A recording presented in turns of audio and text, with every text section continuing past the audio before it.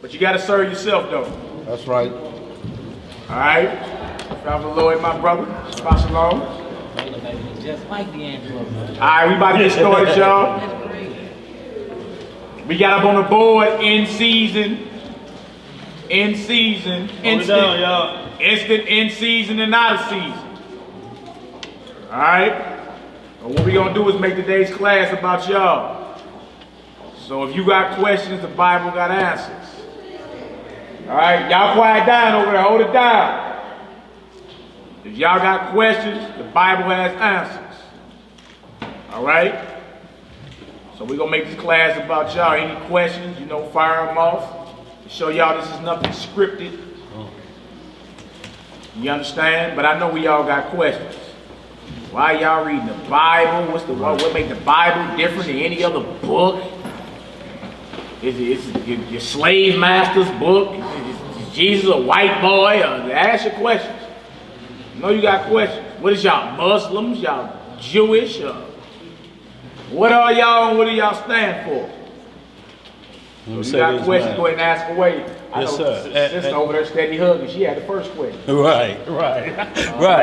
But see, y'all, why we have to do this is because, y'all, when you understand the scriptures and the priesthood that we are under, we are a body, or a church, what's considered a church body. Like you read Ephesians, Corinthians, those were church bodies. They were groups of Israelite believers, all in the same gospel. Nothing separated, nothing off on the side, way or mixed doctrine. This wasn't no Mars Hills or gumbo type of deal. These were groups set in every part throughout the world of Israelites that believed the same thing. So occasionally, I should say, we have to take questions because Moses did it. The people did it. This ain't nothing new we're doing. Like Moses said, take this to the Lord. The people are asking these questions. And the Lord will say, well, respond to them this way. So occasionally, we're going to try to get it in a little bit more to see what's on your mind because we're moving into signs and wonders now. So you're seeing a lot of things out there in the news and we may be hitting a topic and, you know, but you had this on your mind. So we like to include the class or the body in on what's on your mind so that we be all one accord. So that we all teach the same thing. That's right. That is one mindset.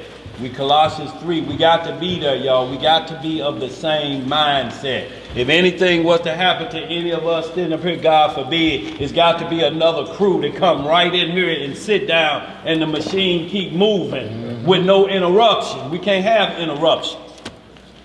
So it ain't like it's just us have to be up here. Soon as you feel, man, I done tackled it this way, the Spirit is on me, I need to get that out there.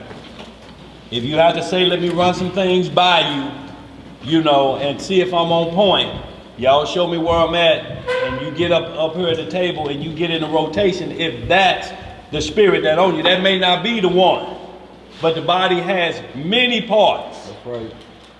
If you feel you got some healing or you understand tongues of different nations, then we need to know about that. So we know we covered every angle and our body is tight, but we can't have different understanding. So if you don't understand the matter, we have to make sure we explain that matter, north, south, east, and west, that everything is covered. We can't send you out into the streets with a hospital gown doctrine on. What you mean, Daddy? I mean, y'all know how a hospital gown is covered up in the front and the back, your rear is showing. Oh. You uncovered, so to speak. Y'all know the look if somebody get out the hospital bed, you sitting there and they walk to the bathroom, you like, he ain't got no drawers on. And they ain't put no lotion or nothing on. See, we don't want to be caught with rusty rear end doctrine. Oh, and how you get that all front, no back, and how you get that, you'll find them say, well, okay, that part's tampered with. No, all that means is you can't answer the question that's being asked. Down here, we study to answer. So we bestow that upon the church body so that they may be able to do it likewise. Say, so somebody come down here, all of us get sick and gone. It's got to be 4, 5 more get up here like it ain't missed nothing, because that's what the body waiting on. Do we shut the whole body down? God forbid. So we don't hold any talents at bay or any gifts at bay. It ain't like, you know, if they don't approve it, it ain't happening. All you got to say, look, the Spirit on me. And we supposed to listen, be it and observe. And we like, hey, it's going that way, man. The Lord just sent this here. This fixing the hole in our arm. But y'all, we have to be of one body. We have to think about everybody. It ain't personal about you. It's about this whole group. So everything we break down is concerning this whole group. Not just us. So y'all, what you got anything else, man? You brothers got anything y'all want to put on that? All good. So what we do is, yeah, we'll take the top 3 right off. If we get through those, then we'll add some more. But we need to know what's on your heart, mind, or soul, things you've been hearing.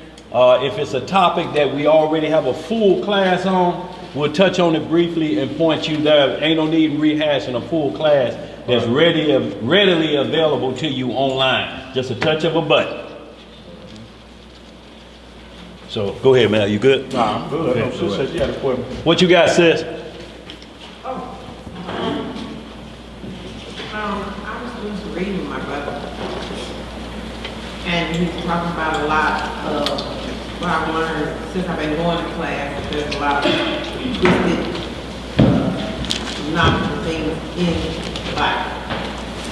And my question was, is this one of the twisted scenarios of the cans and can'ts? When the Lord made Adam and Eve, he also, before making Eve, made all the animals, 2 male and female. All the birds, 2 male and female. And all the fish, female. Why was it when it came to Adam, he had to pull a rib? He just couldn't.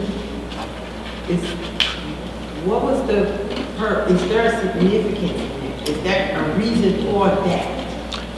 That he had to pull a rib instead of just make Eve? Well, it's called a tree. Huh? It's called a tree. A tree? Yeah, and then you have the root of the tree. So what we got here is root doctrine. So our doctrine that's been given to us starts at the root. That means at the very beginning of it, which is the Father, is the root. Right? So that root spring forth a tree to represent that root. So at the beginning, you're asking about Adam and Eve and a woman. There ain't no physical mother for the Messiah. Right. At the beginning. Right. So it ain't different than what he put on Adam. Because Christ came from the Father. He was the first creation of everything on planet Earth that we know, heaven and earth. So there was no woman in between that first creation. So that just mirrored what he said. Let us make a man like us. We're going to pull from him and pull from him till it gets back full circle, or it runs like it was designed to do.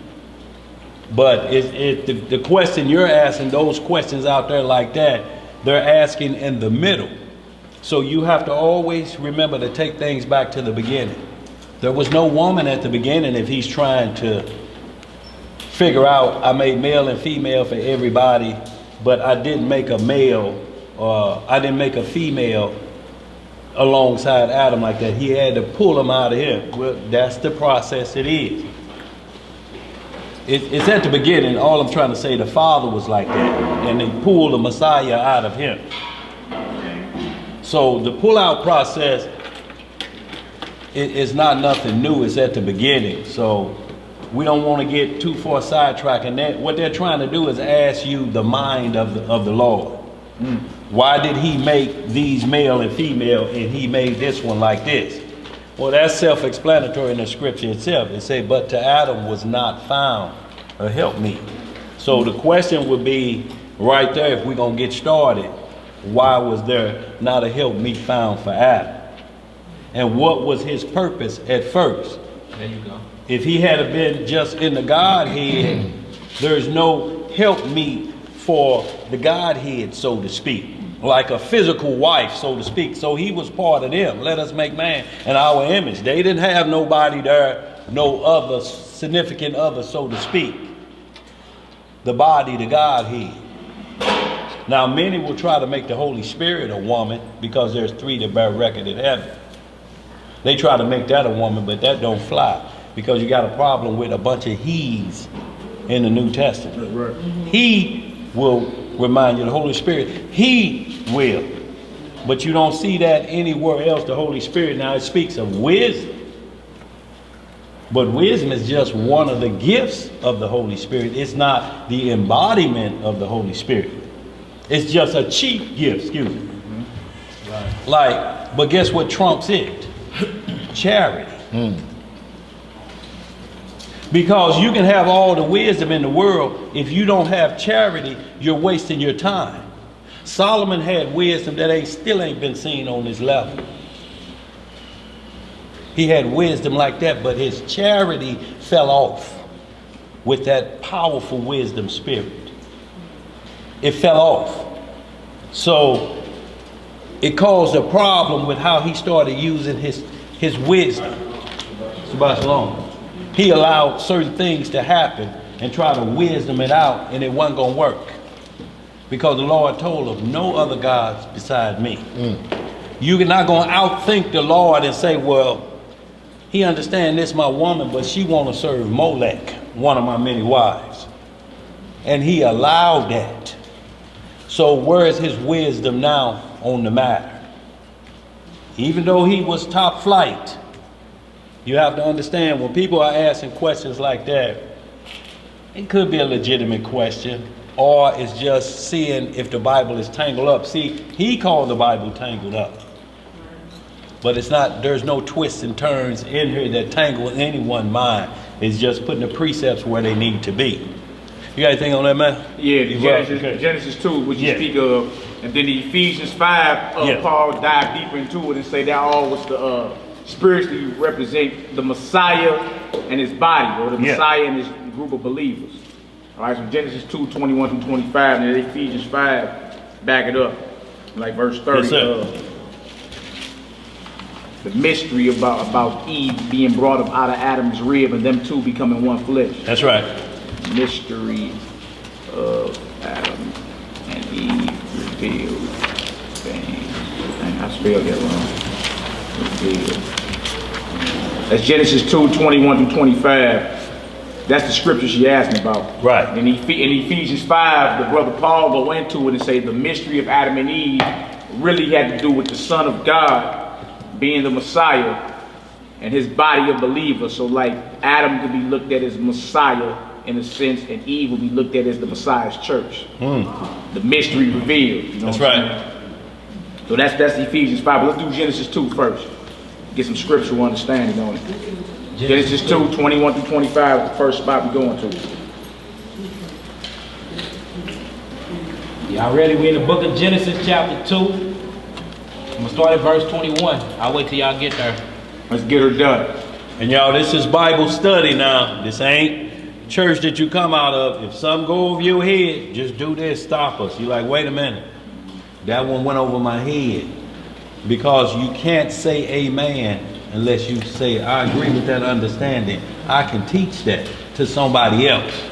I understand the process so I can follow along, and I can teach that if somebody asks me. So don't let it go over your head. Just like if you hear us read a word and you don't understand that word, can you explain that word? Because if that word is looked over, you miss all of the understanding. So y'all, we just want y'all to understand that you have that liberty to do this. This is not a controlled setting. This is Bible study. That's right. And any study class you go to, this part is always allowable in any subject being talked about. You can raise your hand. We just have to do everything decently and in order. And you want to, before we get started, explain the rules so we understand too. About the two witnesses. Yeah. Oh yeah, that's why we went to Genesis 2 and then Ephesians 5. When you're dealing with the scriptures, rules to study in the Bible, right? So you got plenty of people say, I done read the Bible from cover to cover.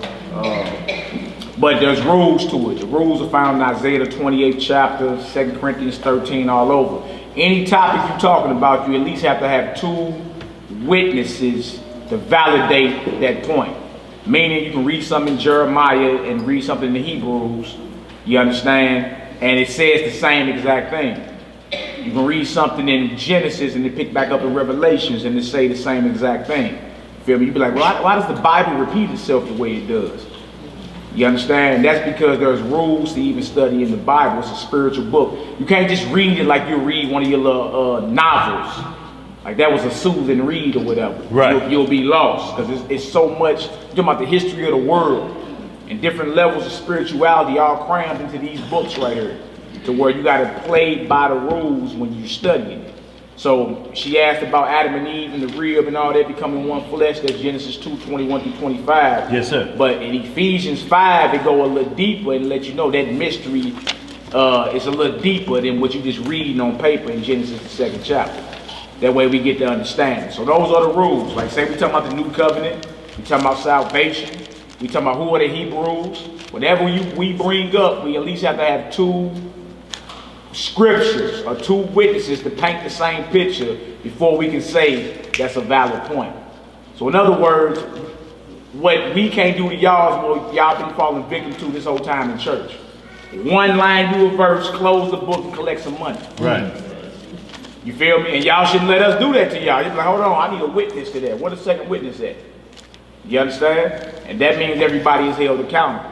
Other than that, somebody can lick their finger, read you one verse, start dancing, close the book. God is good. Right. You feel me? And you leave about it like church was good today. What they talk about? Right. I don't even know. You see? So it's rules to study in the Bible to at least 2 witnesses. And it's way more than that once you start diving into different subjects. It's way more than that. But you at least got to bring 2 to get on board. To make a valid argument pertaining to anything, you at least got to bring 2 scriptures per topic to back up what you're saying. You understand? Then we can play ball. We can cross swords and see who understands this there and who's ain't. All right? Let's get her done, Hebrew. In the book of Genesis chapter 2, I'm going to start at verse 21. And the Lord God caused a deep sleep to fall upon Adam, and he slept. And he took one of his ribs and closed up the flesh instead thereof. And the rib which the Lord God had taken from man made he a woman. Oh, a woe man, huh? A woman. And brought her unto the man. So this is basically Adam got put under the needle, sleep. Yeah. What they call it today, anesthesiology. Yeah. The Lord put Adam to sleep and performed surgery on him. He woke up like, oh, who is that? Right. The Lord like, look, that's for you. She for you. Right. He can go wherever you want to go. Where you want to go. No matter. It's all about y'all today. Verse 20? Not verse 1? No. I just play, bro. Verse 20. And Adam gave names to all cattle, and to the fowl of the air, and to every beast of the field. But for Adam, there was not found a helpmeet for him. Well, we know Adam couldn't have been a caveman. Right. Huh? On a kindergarten level, with his understanding and intelligence, he naming everything. Right.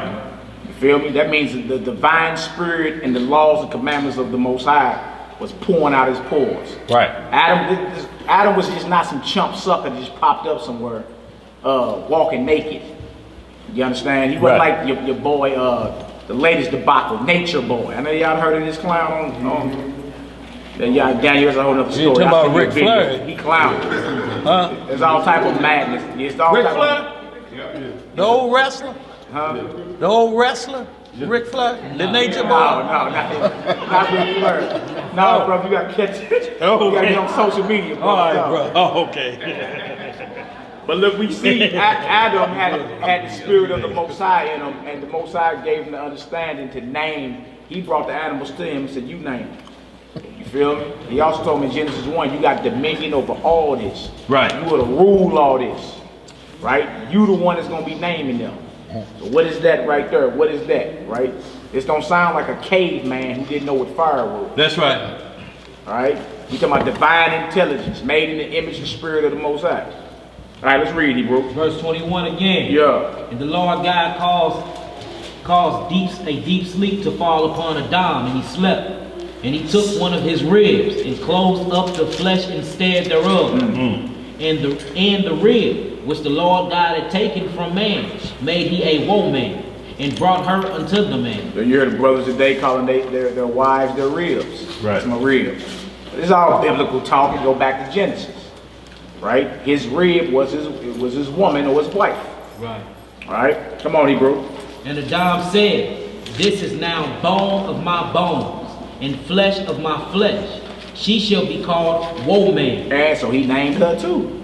She shall be called woman. Come on. Because she was taken out of man. She was who? Taken out of man. There's a doctrine today saying the woman was first and not the man. That's what's going around today. You feel me? And in the same doctrine, they call the black woman God. You feel me? Like she's the one, even though we all come out of our mothers, as you know it right now, right? But in the beginning, the woman was taken out of man. That's what woman means. Yeah. Taken from man. Right? You ask us, are you a woman? Yes, I'm a woman. What does woman mean? Taken from man. That's exactly what it means. Womb man. Womb from, taken from the womb. Yeah. Come on, Hebrew. And look, scientifically though, if you actually look at the DNA structure inside of a man's rib, he have every type of living organisms. It's all his DNA is compact inside of his ribs. Like, look that up, y'all. So what does that even mean? So scientifically, you can actually go and look through the scriptures and see that everything actually came from the man. So even though everything came from Mother Eve, she still came from Adam, which means all things came from who? Adam, man. Right. Which goes back to God, because he was made in God's image. Exactly. That's right. Exactly. And we all connected to God, And made in the image of the Heavenly Father. And That's these right. are facts. You can look this stuff up. Just Google it, y'all. It'll pop up. It's amazing what a man ribs consists of. It's so much DNA database inside of all ribs, totally different from a woman rib. What does that mean? Verse 24. Therefore shall a man leave his father and his mother, and shall cleave unto his wife, and they shall be one flesh. Beautiful. And they were both naked. And they were both naked, the man and his wife, and were not ashamed. All right. Well, let's go to Ephesians 5, brother. That's right. Yes, ma'am. In Genesis 1, verse 26, where it says, Elohim said, let us make man in our image and our likeness, let them have dominion over the fish of the sea. And then it goes to verse 27, where it says, so Elohim created man in his own image. Yeah. And Elohim, in the image of Elohim was created him, male and female, he created them. Yeah. Were they created at the same time? Were they created at the same time? Yeah. Yeah, when this is what it is. Genesis 1, and then you got Genesis 2. One is a summary of the other. Because if not, when we get into Genesis 2, we see Adam being formed out of the dust of the ground. You see what I'm saying? Now trip off this. What day was Adam created? Like what day was that in Genesis 1 you just read? Day 6, all right? Now, if Adam wasn't created on day 6, right, what day was he created on? If Adam was not created on the first day, we still let them life. Yeah, so I'm saying, we got day 1, we only got 6 days of creation. Right. 7th day is Shabbat, right? Then we get into Genesis 2, and it's going back into creation of this man. You see what I'm saying? Right. It's going back. So if Genesis 2 is a separate account of Genesis 1, then we have to say Adam was made on day 8. Right. Adam and Eve was made on day 9. You feel me? Right. So Genesis 1 is a summary of what really went down in Genesis 2 in specific detail. You see what I'm saying? Mm-hmm. Other than that, like if that's off, all we ask anybody to tell us, well, what day was this man made in chapter 1, verse 26 and 27? They would have to say day 6, right? And when was this account taking place in Genesis 2? Right. You see what I'm saying? So by default, it gotta be Adam and Eve. You understand? He just going into more deeper detail in Genesis 2 of how he created. That's right. So was they created on the same day? Yes, but was they created at the same time? No. Yeah. You know what I'm saying? But Yeah. that's day 6 though. But remember, one day with the Lord is as what? 1,000 years. Yeah. You know what I'm saying? We can go to work in the 24-hour aspect in time. We can go to work and get off and go to work and go to the bar. So on the same day we did multiple things. Same thing that the Most High did. Right. But these are the two same people. And what we're talking about here too is an immortal being. When you get into the wisdom of Solomon, say he was created to be immortal. Yeah. So able to do supernatural things. So you have to understand that as well. It had to follow a specific pattern, you know, and why. Back to the question she's asking, I'm gonna let bro speed it up again. Why it's just male and female in them, and then he didn't do that for Adam. That's still a question. So we're still on the path to explain that different from male and female of animals, because they have a whole different topic why they were created the way they were, and the sun and the moon. So that's separate from over here. So we're still on the path to explain that difference. So y'all, we don't want y'all to think we ain't answering our question. We just on the path to explaining that. Go ahead. Chapter 3 work the same way. 2 break down 1, 4 breaks down 2. That's right. Yeah. That's right. That's right. Excellent question. Yeah. Go to Ephesians 5. Ephesians 5, because there's a mystery. Even Paul knew that what we just read in them 4-5 verses is a lot of meat in there. Many levels to the scriptures. All right? Ephesians 5. Yeah, start around verse 22. We're gonna start at verse 22. Yeah. Just answer your question to what we're gonna read. This is backing up Genesis 21 to Genesis 2, 21 through 25. All right, so book of Ephesians, chapter 5, I'm gonna start at verse 22. About the rib being taken up out of Adam, being brought to Adam, then becoming one flesh, cleaving. A man should cleave unto his wife. They should become one flesh. You feel me? Because you asked about the significance. Like, significant, what does this mean? Significantly, spiritually, is it something deeper than that? Is it symbolic? Here it comes. Here it comes right here. Excellent question. Verse 22. Yeah. Wives, submit yourselves unto your own husband, as also as unto the Lord. Verse 23. For the husband is the head of the wife, even as Hamashiach is the head of the church, and he is the savior of the body. Therefore, as the church is subject to Christ, so let the wives be to their own husband in everything. Verse 25. Husbands, love your wives, even as Messiah also loved the church, and gave himself for it, that he might sanctify and cleanse it with the washing of water by the word. By the who? By the word. Wow. Come on. Verse 27. That he might present it to himself a glorious church, not having spot or wrinkle or any such thing, but that it should be holy and without blemish. They talking about the union between man and woman. That it should be holy and without blemish. Right? Sanctified by the word. Right? Let's keep reading. Verse 28. Yeah. So ought man to love their wives and their own body. He that loveth his wife loveth himself. That's right. For no man ever yet hated his own flesh, True. but nourisheth and cherisheth it, even as the Lord the church. For we are members of his body, of his flesh, and of his bones. Wow. Read that again. For we are members of his body, of his flesh, of his bones. Verse 31. For this cause shall a man leave his father and mother, and shall be joined unto his wife, and they two shall be one flesh. We just read that, didn't we? Genesis 2. Bone of my bone, flesh of my flesh. We say this is the cause right here, because the rib of the Messiah basically is his church, his body of believers. Yeah. So what happened with Adam and Eve in the beginning is symbolic for Christ, Messiah, and his body of believers, his church. That makes sense too, because the animalistic community is not a church. Right. You know what I'm saying? that's not symbolic. I mean, it's symbolic in its own ways, but in order for that to be symbolic, it had to take some supernatural things to bring forth that mystery. That's right. And that's why, just to answer your question on why the animals is created like that, male and female, but when he created Adam, he had to pull the church out of his body. Because we are the body of believers that make up Messiah.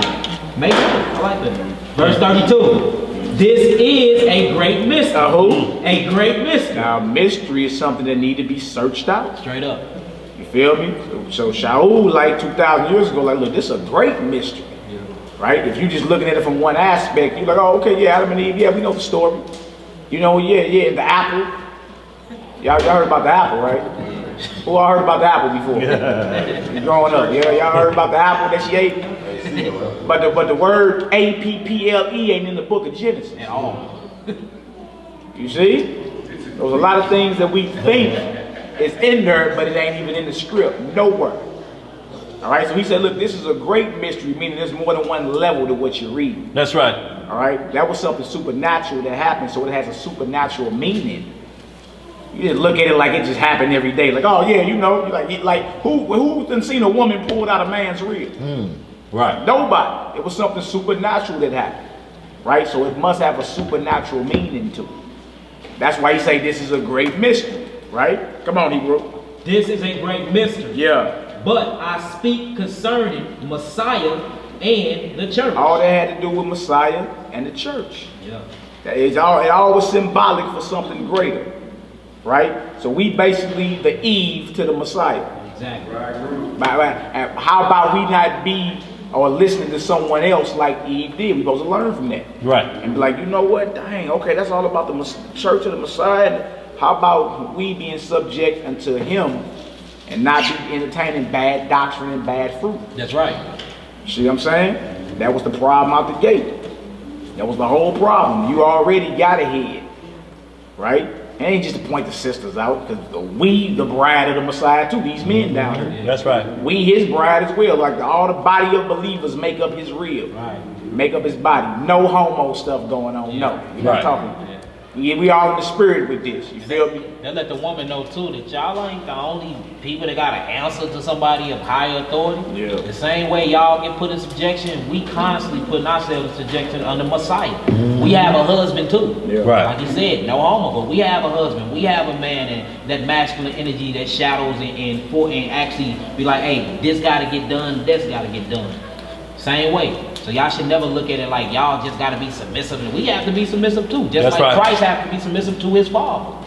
Chain of command. Makes sense. Yeah. Yeah. Come on, Hebrew. What it say? Read that verse 32 again. Got you, priest. Verse 32 again. This is a great mystery, but I speak concerning Messiah and the church. So whenever y'all get a chance, go back to Genesis 2 and read verse 21 through 25. Look at Adam as Messiah. Look at the rib as the church. And see if you get some deeper understandings coming out of it. Right. Mama got a question too whenever y'all. Okay, let me finish that last verse. We're coming right to you, Mom. Finish the last verse. Bro. Verse 33. Nevertheless, let every one of you in particular. No, some of you. Every one of you in particular. Uh-huh. So love his wife, even as himself. Yeah. And the wife, see that she reverence her husband. No doubt, no doubt. We're supposed to be subject to Christ and Messiah. Right. So it's supposed to be shadowed and mirrored in our union. You feel me? In our marriages, whatever. And the reason being is because it's your flesh. If you're looking at it like the first man, if you look at it, that came out of you. So you got to always keep remembering in your mind that came out of you. So you can't do violence to yourself. Yeah. That's right. You can't harm yourself, because you basically harming yourself when you do that, because that's you. Yeah. You know, that's what you're saying. This is, I'm getting my completing, I'm adding that rib that was taken and I'm putting it back. This puts it back right there where it's supposed to be. So you got to ask yourself, will you just keep hitting yourself like this? Nah, that's called spiritually being double-minded. You know, That's you. so- That's your flesh. That's your flesh. You know, and it said, don't let nobody or nothing cut asunder that flesh. If it has to be cut off, you have to do it. You can't let nobody outside come in and do that. And that's even mental up here, that somebody say, what did your husband teach you?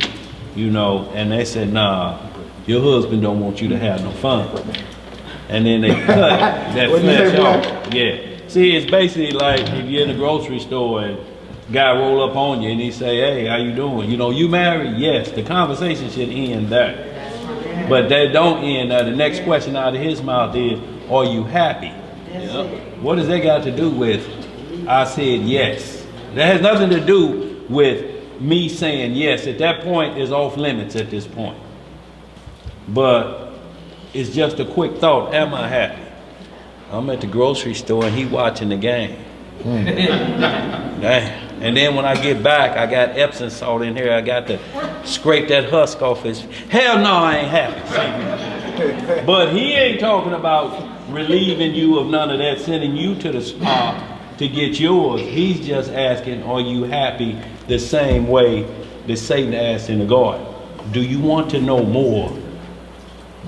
And know is to bring into the knowledge of sexual intercourse. Yeah. I want to get to know you. I want to get to know you. So that's all he's saying. Are you happy? Is that the only part that's lacking in your relationship? Would this make you completely happy?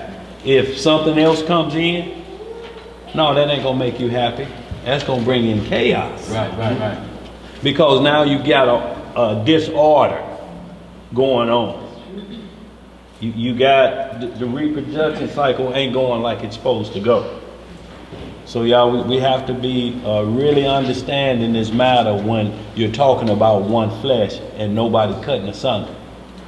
You know, you can advise through these scriptures, but you can't give the word. No, I'm going to divorce y'all. I'll take care of it. Nobody get to do that. That's evil. That would be evil. So that's what happens if you're not careful and you're listening to bad counsel and people is telling you and they do it. You know, they don't even do that out in Clayton. They just ask you, y'all, so y'all just ain't gonna get along, huh? Okay, sign the paperwork. Y'all get 30 days to change your mind. If you don't change it in 30 minutes, it's on the books. That's just basically what it is, and that flesh gets separated at that point so that the whole body don't die. That's what the Messiah said. If your eye offends you, pluck it out. It's better to go in there with that patch over your eye, with the A-mate look, than for your whole body to be thrown in the lake of fire with both eyes. Straight up. Go ahead, brother. Sis has something. Go ahead. You said in that it is a great mystery, and we can find out about this mystery. Well, how do we find out about the mystery in the Bible, and where do we go to find out about the mystery? If you want to get that word mystery, look it up. What she say? Yeah, we'll look up mystery. She's saying, like it says, this is a great mystery. Where do we go to understand the mystery? And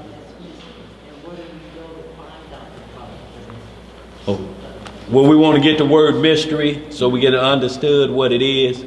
That is not just some hocus pocus or something that just may fly around and it may show up in a book somewhere. So we want to get you the understanding of mystery first, so that now we know which direction, how we have to move with the scripture once we understand the word. Because mystery to you may mean something totally different than from the Bible. Like, for instance, what is a mistress? Oh no. What's a mistress? Says you. Yeah. A mystery could be a man's woman or a lady On the side. on the side. Okay. See, the Bible says just the opposite. That ain't what the Bible says. No, I want you to understand what I'm saying. That's why I'm asking. Yeah. I don't know. Right, but I'm saying your answer is the common answer In that the society. world, that society believes what a mistress is. Oh, Because yeah. they say this is his Side mistress. piece. That's his side piece. But the Bible says the mistress is the wife. Like he's the mister, she's the mistress. But society now makes the mistress or this woman over here on the side the mistress. So everybody looks at this over here as who should be in the wife's position. But Sarah was called the mistress, and Hagar was called the concubine or the secondary wife. So you have to be, when you hear things out like that and say, oh, you have to understand that's not coming from the Bible has been turned around. And the reason being is so that your understanding of marriage looks to this out here, because this is what we're going to be doing the most of. Because we're in a sinful and adulterous generation. We like Sodom and Gomorrah, where everything is turned around. Where the rulership is different. There's a different head ruling. The man is not ruling like he should anymore. It's been turned completely around. So that's why we were saying the Bible has its own language. And you must play by its rules. And its rules say 2 witnesses that paint the same exact picture. Because when it says thou shalt not kill, there's 1,500 different ways to kill. One way that we cannot kill is called murder. That's the shedding of innocent blood of killing.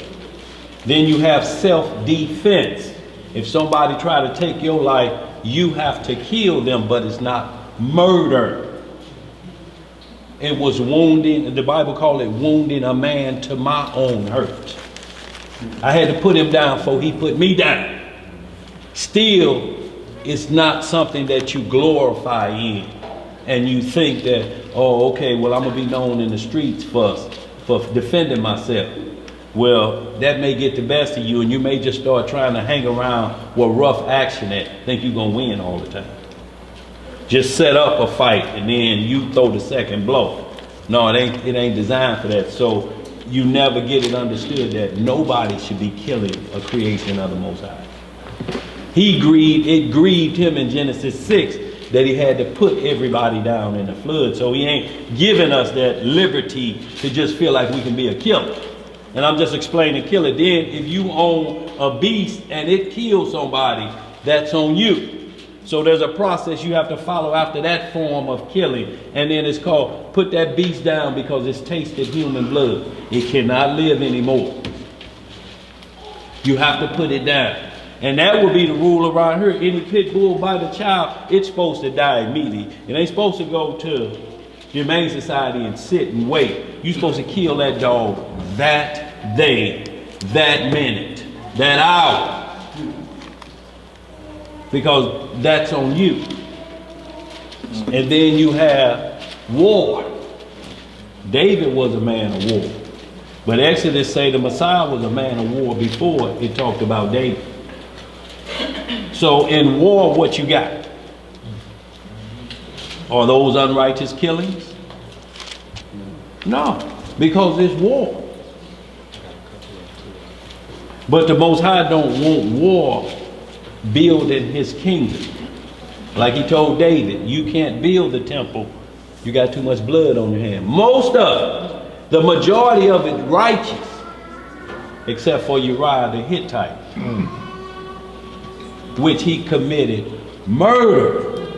David killed Goliath, and it was, we still talking about it, ain't we? David and Goliath, you compare it to everything, right? They still do it today, sporting event. The underdog versus hit is David and Goliath. But that illegal killing, it's both killings, but that killing of Uriah the Hittite moved that killing to a different level. So you can't build a temple not with that blood on your elbow. Goliath's blood is righteous. But that dripping of Uriah's blood, even though he didn't physically do it himself, he sent the order. Go kill him. Put him out in the front line. Put him at point. If any of y'all ever been to Vietnam for the older, they sent all the black people to the point. You go right where the battle is hottest at. So y'all, that's why we want you to understand the Bible and its language. It explains itself. If you follow the rules, it will explain itself. If anybody say just go to chapter such and such, and you sit there, okay, where's the second witness? If you let them get on board without that, you're going to end up in a debate contest and agreeing to disagree, because none of you are playing by the rules. And I'm going to say this and move on. We get a perfect example of you domino experts out here. Yeah, what's good? If I pop a 5 down, the game done started. You like, what you doing? Nick? No, you know it's 15 to get on board, 10 thereafter. If those are the rules, those are supposed to be explained before the contest, right? So in like ways with the Bible, the rules have to be explained so we get reproof and correction. So now I'm reproving. Oh, that's how the rules go. I have to have 15 before I can start building a house. Okay, but if you don't tell me that at first, guess what stands? That nick. If you get in a contest with somebody and you don't start off with the rules of the Bible, it stands like that until you go back and get your mind right, and then you have to go back to the individual and introduce them. Both of us was off. I let you into the game like that, and I have to take the blame for that because I introduced the Bible to you. So let me reintroduce you to the correct way. This is how we have to get down. Because if you don't, that's all it's going to be. Egyptians going to say, don't your Bible say? One witness. And then you'll be to the understanding, anybody saying any question, you have to ask them, where's its mate? See, that's probably going to throw them for a loop anyway, but they're used to dealing with the unlearned of the Bible. So the questions they bring about, the Bible seemed twisted. He made Adam, but then he made male and female, everything. That seemed twisted. Okay, so you said Adam. The Bible is set up by two witnesses. There should be another process in here where you can say it's twisted at. Huh? What? That's what he's going to do because he's never heard the response back to him of how you deal with somebody that's trying to point fault at the Bible. The key word in that, it sounds twisted. Now, if somebody said that to you, what first thing you say? You got me? And what does that mean? You got me messed up, right? So when he said the Bible is twisted, it's messed up. You're a defender of this covenant. It ain't messed up. You can't have the thought in your mind that it's messed up. That's the devil is trying to do to make you think that I'm walking around with messed up covenant. So that's why, y'all, we have to have these classes and make sure you're able to do this so you don't get twisted out there. Messiah had to do it for the disciples all the time. Or you too without understanding. Then he have to break off a pearl. When David did this, when he ate the showbread, what did that mean? When they talk about honoring the Sabbath. And when the priest profaned the Sabbath, how is it still holy? He went back to two witnesses to get his answer. And then when they like, oh, okay, then he break it off to them. This is what my father is teaching about this particular topic. So y'all, we have to stay on point like that, and you can't get off schedule or get off the road. You have to get back on the path of understanding, and that's knowing the rules and the regulations. You can't have rules and regulations in your life and then say the Bible don't have none, and it's the chief of all everything. You can't say it's the chief and it has no rules. Oh, I don't want to belabor that, but go ahead, bro. He had finished. Go ahead, So sis. he got the definition he was gonna pull. Okay. Mr. When she asked about the mystery and giving the witness, you said, okay, so the book of Joshua is written as a witness or referenced in Samuel twice.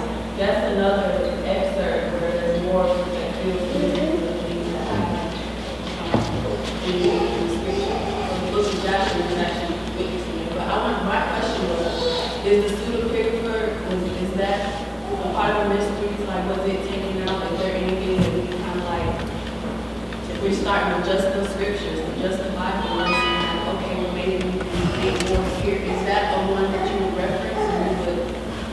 Yeah, well, the pseudepigraphers are a collection of books. The pseudepigrapher is not just one book. Right. Right. So with each book in there, you have to make sure if you teaching out of it, like with us, like if we teach out a certain book out the pseudepigrapher, we got to make sure it line up with the scripts. We have read some stuff in there. You be like, well, look, we got to hold on that. Like we couldn't bring that out because that clearly goes against what this is right there. You feel me? So the whole thing is that's not like if you can hold the pseudepigrapher up, Ariel or Isaiah, one of y'all. Yeah. This is a collection of a whole bunch of books. It's just up under one cover. You know what I'm saying? So whatever you studying in there would have to line up with the script. Yeah. That's our measuring stick. Right. Like look, you got some in there that say Abraham died at 995 years old. You see what I'm saying? What the scripture, the Apocrypha, everywhere else say he died at 175. There's something called the Apocalypse of Abraham or the Testament of Abraham or something. You feel me? And said he pumped the death angel when he came hollering. Yeah. But the script say it ain't no discharge in that war. When the death angel come knocking, it's time to go. Right. You feel me? So what you do is whatever book that you read in there, take it with a grain of salt. You dig? And make sure it can line up before you actually, because you can bring something out and somebody be like, oh yeah, I'm glad you said that. And you be your flank hospital gown doctrine, Yeah. wide open. Wide open in the You back. be having to explain yourself, you understand? So it's best off just letting it be known. Like if you decide to read out some of those extracurricular books or whatever, make sure that you dot your I's and cross your T's. You understand? Because you won't read the 66 books. Oh yeah, and then the pseudepigrapha. Yeah. That's not in there, but you read about Joshua. You feel me? Even when you're dealing with the Apocrypha, you read about in Daniel the 8th chapter about the first king over Greece. Which when we get into Maccabees, that's Alexander the Great. You see what I'm saying? Or Messiah kept the Feast of Dedication. Right. Well, we read about the Feast of Dedication in the book of Maccabees. You see what I'm saying? So again, like those books we can roll with. But anything else, because there's a whole bunch of books out there. Anything else you bringing forward, you got to make sure it line up. Or somebody can be like, got you. Right. And they out there to get you because they want you off of that path. You know, like you mentioned Jasher. This is the book of Jasher, y'all. It's mentioned from the Bible in 2 Samuel 1:18, 2 Timothy 3:8, and Joshua 10:13 says to study out of this book. That's in the Bible. But the book of Jasher ain't in here. That don't mean we can't, that don't mean that it was took out because it ain't no good. And here it says, if the Messiah said the world couldn't contain all the books if they were put in here. A library couldn't hold. You got the Library of Alexandria in Egypt. It's not large enough to hold all the writings about the Messiah. So when he says this, you got to make sure, like bro say, it's lining up and it does not break law. That's right.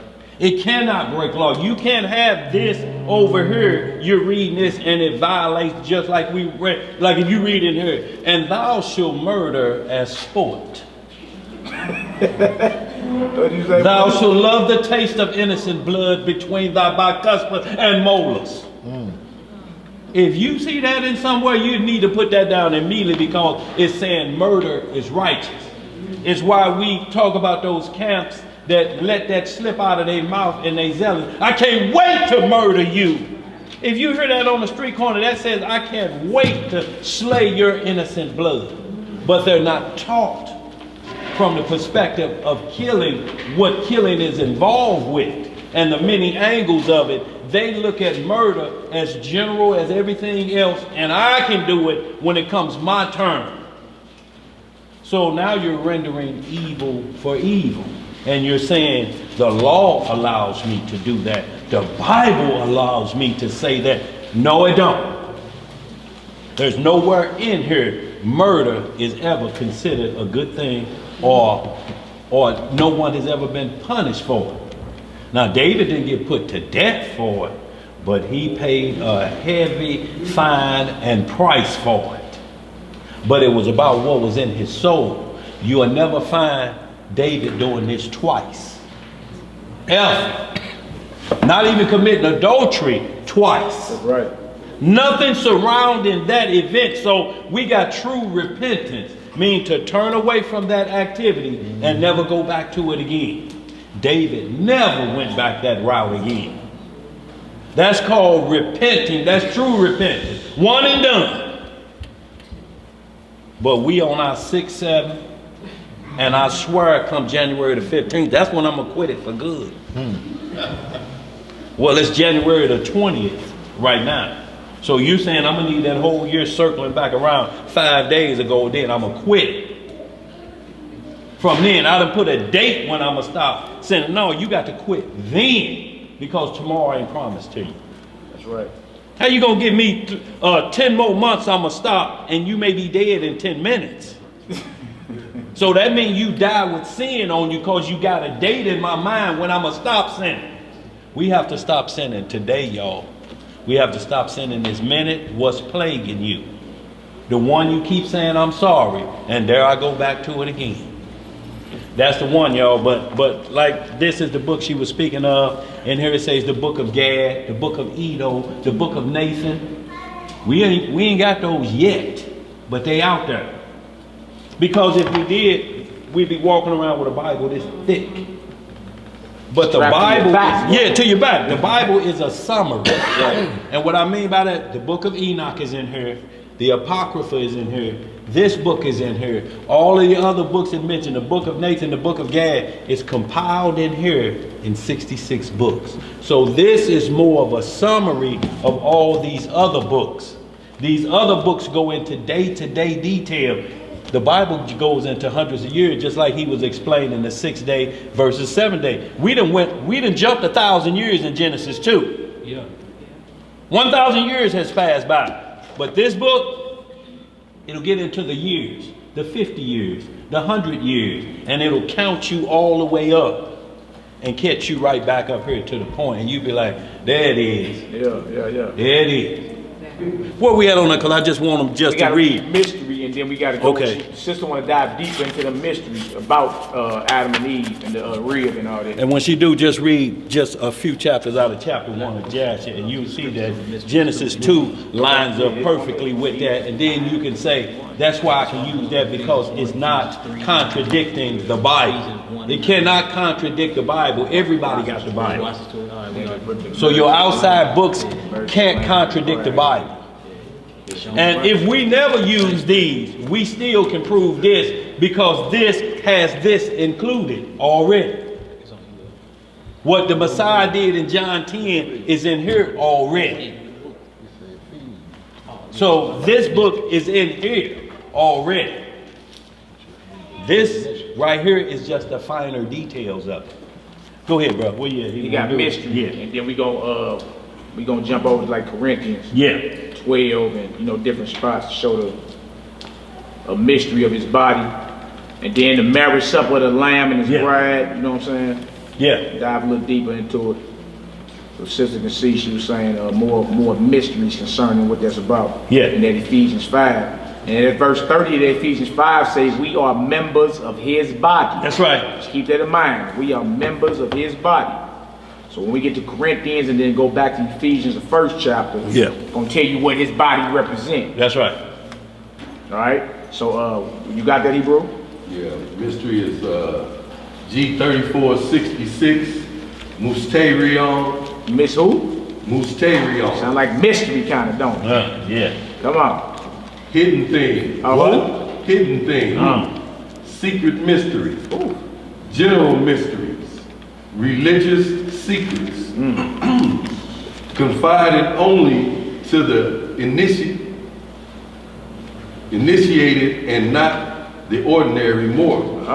So it's something that everybody didn't know about. Remember, Messiah told his disciples, unto you is given the mysteries of the kingdom of heaven. But to them that are without is not given, so I speak to them in parables. So to his disciples, they knew the mysteries and all that. They was his initiates. That was his 12 little homeboys he was hanging with. Right. But to everybody else, he spoke in parables. And they were like, why are you speaking like that? Right? Because the mystery is given to y'all, but to them, they don't know. So I got to break it down to them on a level to where they can understand. Right. The mystery. You understand? You done with that, brother? Now, a hidden or secret thing, not obvious to the understanding. A hidden or secret thing, not obvious. Right? So on surface level, you ain't gonna get it. Right. There's something else there, but you gotta dig to get it. That's right. All right, go ahead, brother. A hidden purpose or counsel. Ooh, a hidden who? A hidden purpose or counsel. This is a great mystery, but I speak of Messiah and his body. That's right. Or his church. That's what how Paul ended at Ephesians 5, breaking down Genesis 2 about the rib that was taken up out his side. All right, come on, my brother. Secret will of men, of Yahweh, the secret counsel which governs Yahweh in dealing with righteous, which are hidden from ungodly and wicked men, but plain to the godly. Y'all see that? See, it's to those that are without that he's speaking of, those are ungodly. the mystery ain't gonna never be revealed to you. That's why the ungodly will come to you and try to make this sound ungodly. That's twisted to me, because you're ungodly. You don't know the ways of God, so you have to introduce it to them, and then watch the discussion change. Go ahead, bro. You got some more of that? Okay. Let's jump over to Ephesians 1 real quick. Let's dive deep into the mystery, because he said it was a mystery, and our elder mother say, what's up with some more of this mystery? Right. I need a little more meat. Let's go ahead and get into it. And so, and y'all, so let us understand, we ain't read once that we ain't gonna never know about it, have we? We see who it's given to. Yeah. So it ain't like it's saying, man, ain't nobody gonna know that one. That's just one God gonna have to tell us on the day. That ain't in here. There's one mystery he tell us that I will reveal to you on that day, and it's in Genesis and all throughout the Bible and Revelation, and that's to see the face of Elohim.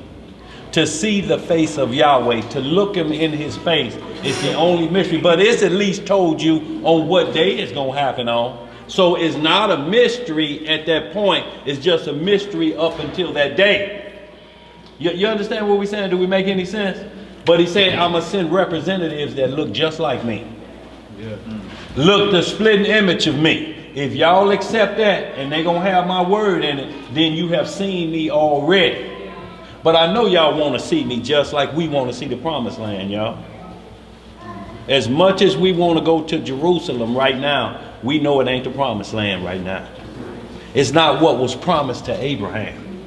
What's going on over there now. That's right. So you can trek over there and the promise ain't there. The promise is coming. And you have to believe that that promise is coming. Based off of everything you read, and it's close, y'all. Like when you hear it say, it's one day closer to Holy Jerusalem, every day you wake up, one day closer to Holy Jerusalem. That's right. That don't mean, well, tomorrow I got a ticket and I'm going to fly over there. No, that's not the one day closer we're talking about. We're talking about everything that's written from Genesis to Revelation will be manifested on planet Earth right before our eyes. Now, whoever didn't believe that, they going to have to swallow hard and think about the judgments that's coming. But the righteous ain't got to worry about that, y'all. We ain't got to swallow hard. Go ahead, brother. Ephesians 1, I believe it is, my brother. Yeah. Ephesians 1, like 17 on down. Let's get further into Messiah's body. Ephesians 5 and 30 said we are members of his body. And he said, I speak a great mystery. Till a man leave his mother and father, cleaving to his wife, they shall be one flesh. I speak a great mystery.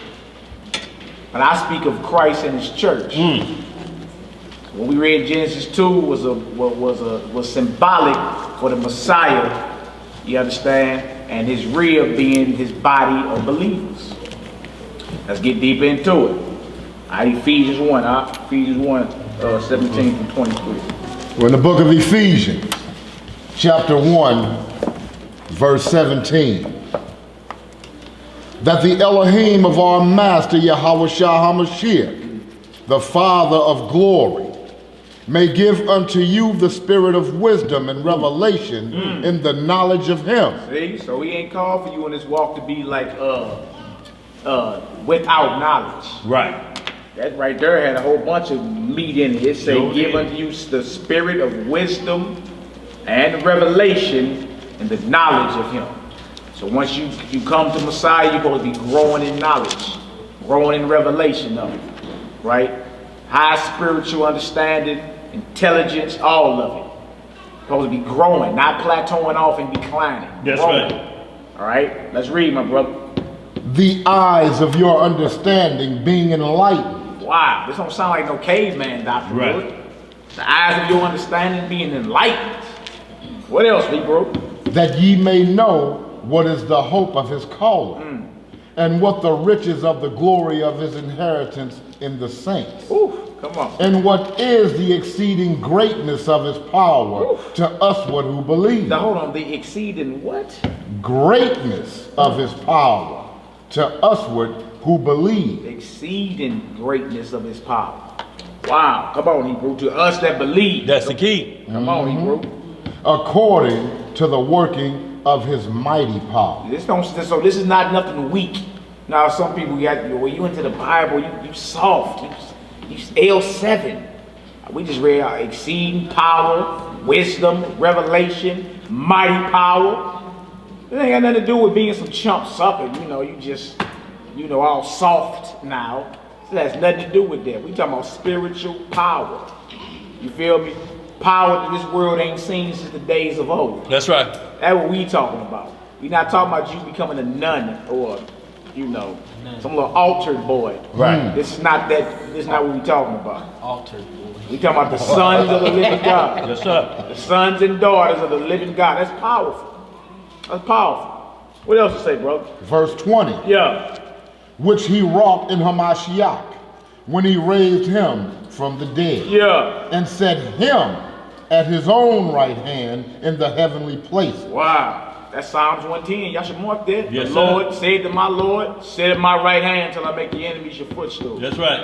That's Old Testament prophecy about the Messiah taking his seat at the right hand of the Father. You can highlight this Ephesians right here to back it up. All right?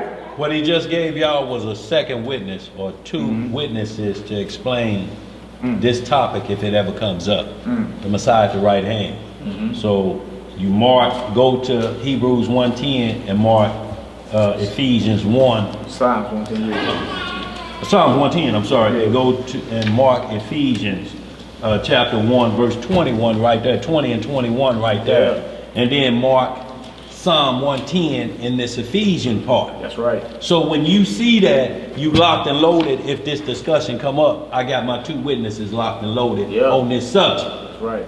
So y'all, this is what the study is. You go back and make a mark on the other page and make the mark right here. Yeah. Now the boy that teach that Joseph is the biological father of the Messiah got all his marks in there, and a reward to you for listening to his man-made doctrine, you get to get his book that's marked up. I'll give you my study Bible with all them bad precepts in there. Because his Bible, his study Bible, have to have lines drawn through them. Right here, James went off. You'll hear them say that. So we mark that right here. Right here, John the Baptist didn't know he was Elijah, so I'll put an X through that. And over here where Joseph was talking with the angel and Joseph is asking who baby is that, we'll scratch all of that out. So that's the Bible he's going to give to you. Y'all, it ain't no game, y'all. We got to be on our guard because our adversary ain't going to stop until he conquers your soul. Go ahead, brother. We're in verse 21. Far above all principality and power and might and dominion and every name that is named, not only in this world, but also in that which is to come. What? And hath put all things under his feet, and gave him to be the head over all things to the church. Come on. Which is his body. Which is what? His body. The church is the body of Messiah, the body of Christ. That's right. Right? Ephesians 5:30. We are members of his body. Okay? That's right here in Ephesians 1 say, which is his body. Come on, Hebrew. The fullness of him that filleth all in all. All right, we're going to come back to that Ephesians. Y'all keep on to hit chapter 3. Let's jump over to 1 Corinthians real quick, though. You going to 11? 1 Corinthians. Yeah, we do 11 too. No, just that one particular part. The man is not of the woman, but the woman of the man. Yeah, that's just part of that mystery. Okay. 1 Corinthians 11 just hit right in about verse 12, just for the man is not of the woman, but neither. Where you want me to go? You go 1 Corinthians 11. 1 Corinthians 11, hit right at verse 12. Let me make sure. Yeah, 11 started right about verse 7 or 8, and just down to 12. 7 through 12. Yeah. All right, first we're going to go to 1 Corinthians 11, 7 through 12. And then we're going to jump. I'm tripping, 71. And then we're going to jump over to 1 Corinthians 12. Diving a little bit deep into this mystery. We're just lining up our precepts showing the body of Messiah is symbolic for those that believe. That's right. And we just read about his mighty power toward us who believe. Let's show that. And then we're going to end the whole mysteries with the marriage of the Lamb. Oh, yeah. Well, the same thing would happen when the Most High brought Eve to Adam. Same exact thing. And that was in paradise. That's right. That was in what's called the Garden of Eden, paradise. Or the New Jerusalem. Same thing, paradise. Right. It's a tree of life there, the rivers are there. All the precious stones are in there. All right, let's get it, Hebrew. We're in the book of 1 Corinthians. Yeah. Chapter 11, verse 7. For a man indeed ought not to cover his head, for as much as he is the image and glory of Yah, but the woman is the glory of the man. See, so you're seeing the rank and file order.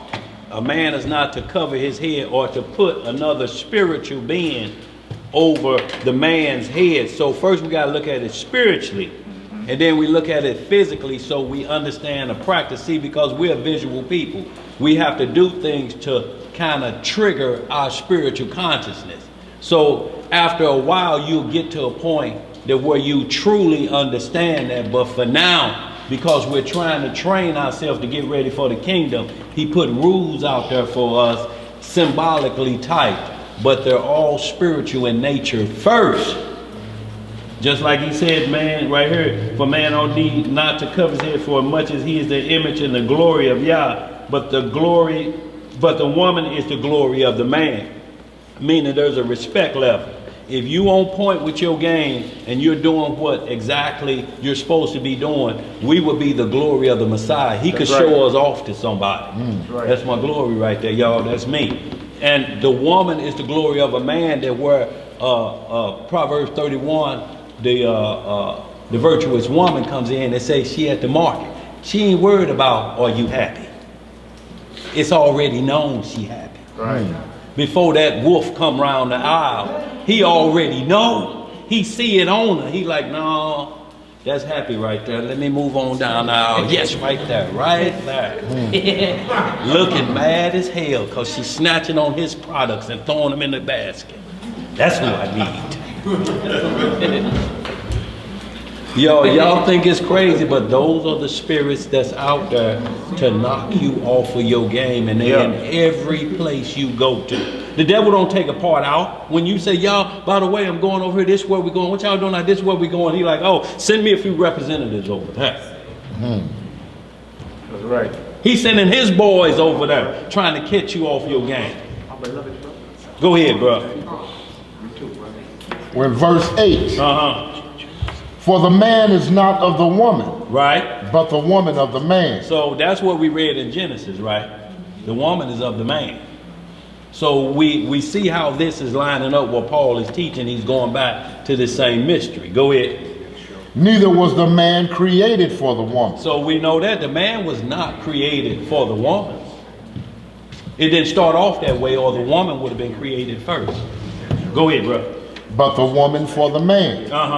For this cause, we ought the woman to have power on her head because of the angel. So now this is another mystery right here that's tied into this. This saying, for this reason that the woman came out of the man, it's because she have to remember this because of the angels. And this make everybody scratch their head. What does that mean? It's one thing I have to call him Lord like Sarah said and be in subjection to him. Okay, I got that part, but now we got these angels. What does that got to do with anything? See, y'all, these are all mysteries talking about that war in heaven. You got to understand the only reason Adam and Eve were created was to fix that war in heaven before they were ever formed or thought about it. Exactly. Genesis 1:1 and 2 is coming out of another flood.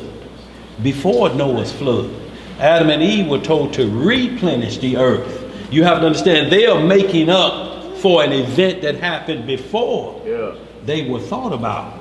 But we'll get into that another day. Well, you got Go ahead. wheels turning now. Yeah. I want to put so much meat in there, I'm going to ask all the questions I was going to say. Yeah. But just a little bit, so we connect the spiritual to the Most High from the jump. So everything that goes on here has to go on in heaven. Everything is just connected. It can't change. No, That's what it is. we can't put earth before heaven in any thought process because we're putting the ladder like it's the beginning. What's done on earth as it is in heaven. Right, the Messiah always said, as it was in the beginning, when he's explaining things, he always go back to the beginning. The beginning is where we're going back to. We're not going back to Mount Sinai. We're not going back in the middle of anything that what transgression has already took place. We're going back before transgression. We got to get to a point that where we see what it was like before sin hit anything. Right. That was glorious. Right. Who done seen that? Everybody in here know good and evil right now. Right. We've eaten of the tree of good and evil. That's what we know. But what we don't know is what it looked like before sin entered into the world. Right. It says if you were to see that, it'll kill you right now. Your face couldn't understand. You couldn't handle that in this corruptible flesh and see it. It'll kill you. Right. But what you were saying though, Hebrew, you Good. correct, but it's the heavens first. Like Yeah. think about any elements that come, like when it rains, where it come from? When the sun shines, where does it come from? Right. If a tornado come out right now, where does it formulate from? Right. I So said that anything. because he said that Adam and Eve was put here, so we can have that to make up, so we can have that perfect chance again at everlasting life. Right. Most definitely, most definitely. And then right here, which we reading right here, 1 Corinthians 11, and pretty much what 7 to 11, pretty much 7 to 11, kind to Isaiah chapter 30. About when you say go to the rebellious children, it Cover with the cover. Yeah. They cover with the covering, but not in my spirit. Right. But they may add sin to sin. So you understanding it first. Everything is always spiritual first. So whenever discussing about a Bible, he's right on point. If we go run to another covering, like Egyptology is hot out there right now. That's got 380 gods? 60 gods. 360 gods. You're under 360 now. But the beginning of our instructions is what? Thou shalt have what? No one. So right here, we own here. So if anything we read puts another God in here, other than what considered the Godhead, let us, the us. If you include anybody else in the us part, and it has a different set of rules, laws, and statutes and judgment, you got to get out of here. Like Farrakhan says, the Quran is an extension of the Bible. But he never quotes the Quran, he only quotes the Bible. And nowhere in here it says, and thou shalt wait for Ishmael to show up. Ishmael shall have the rest of my writings. Ishmael shall succeed revelations. Where y'all read that at? See, they have to force him in there. But he ain't in there. That's a whole nother covering for Ishmael and what he chose. At the beginning, Abraham gave him this covering, but he went off and grabbed hold to the moon god and violated Deuteronomy 4:19, went after the moon. That's why the Muslims, the crescent moon and the star, they chase the moon god. That's what Allah is called, the moon god. So he went off after that. He's chasing another covering, like bro is saying. So we always have to remember everything is spiritual first. But what we need to get to is this angel thing that's driving people crazy, because it's part of the mystery of before Adam and Eve was formed. This had something to do with them angels. Some type of war in heaven. If you don't understand that it didn't start with Genesis 1:1, then Adam. No, it was. They were born into a war like we were born into a war. That's right. Who was waiting on them in the Garden of Eden? Who was down there? Slick Willie. So when did he sin? Exactly. Before that, notice what he told Adam. He told him to dress and keep the garden. He was guarding. What did you guard the garden for? What did you have cherubims at each of these gates inside of? What is y'all trying to protect the garden for? If ain't nothing going down inside his garden. That's right. It was war. It was war in heavens before then. Satan fell, went into that garden, and he deceived mankind. That's why we fight back to get back to the garden. Jerusalem descending on high is nothing but the Garden of Eden. That's right. Back to the garden. We taking back on our immortal fashion and becoming the immortal man of God. That's right. The whole point of this test. So that wasn't Grant's form out there? No. But think about it. When it's talking about trees, we thinking about trees, but it starts separating the trees, and then you go into the book of Isaiah, you go into these different books in Jeremiah. You see these trees was not trees. These trees were angels. They were angels. That's why he says you can eat every fruit. You can take counsel from every other tree in this garden, but Satan.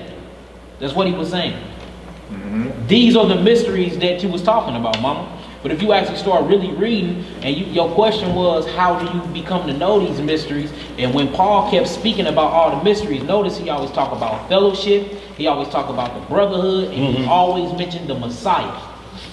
So what all that is come from grace and come from faith. First, you got to believe in a Mashiach. That's first off. You have to believe in Christ. Then you got to get your study up. You got to get your program up. And you actually have to be inside the fellowship. That's why he said, let's make known the fellowship of the mystery. The mystery comes from what we're doing right now. Right. That's the mystery. The whole mystery is what Big Bro keeps saying and keeps saying. The whole mystery is that everybody down here is the body of the Messiah.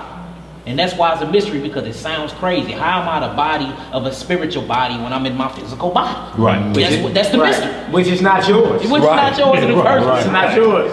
Right. Yeah, most definitely. Yeah. Most definitely. So where you on? Hold on, I think. Or was you done with that 1 Corinthians 11? I know Uriah got something over there you want to bring out. Yeah, I want to read what Daniel was just talking about.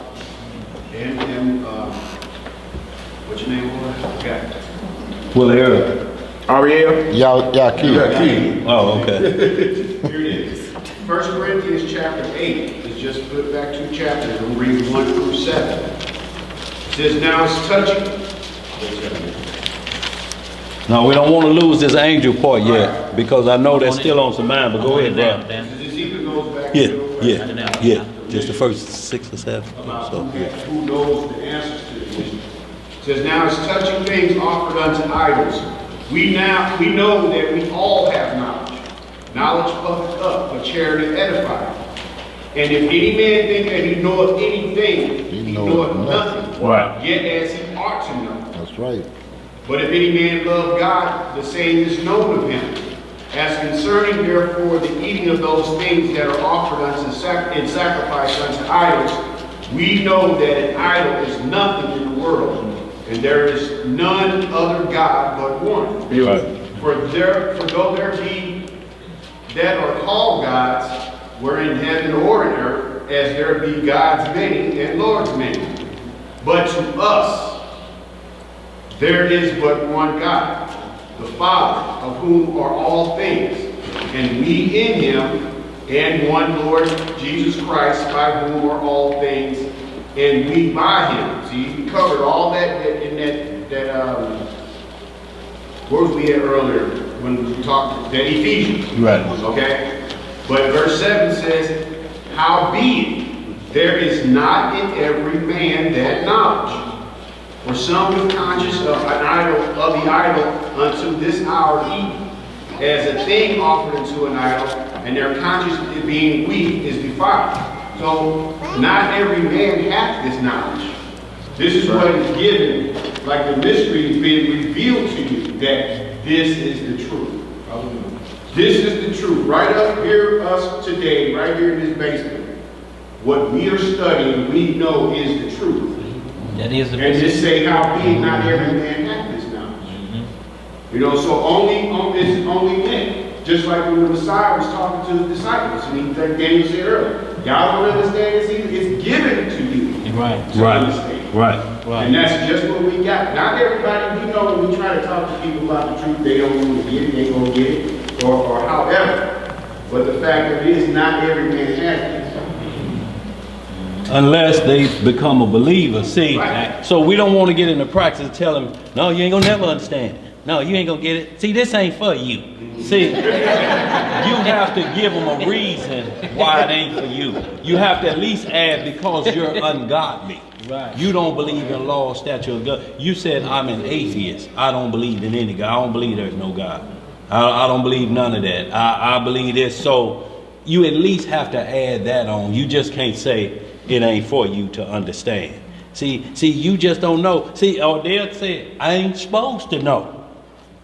I spoke in tongues. I ain't supposed to know what I said. So you ain't supposed to understand this mystery. You're speaking in a strange language, and you don't think that warrants explanation in front of all of us. Mal, hit a little Hebrew for it. Fourth chapter. No, Hebrew language. That's the Hebrew 4.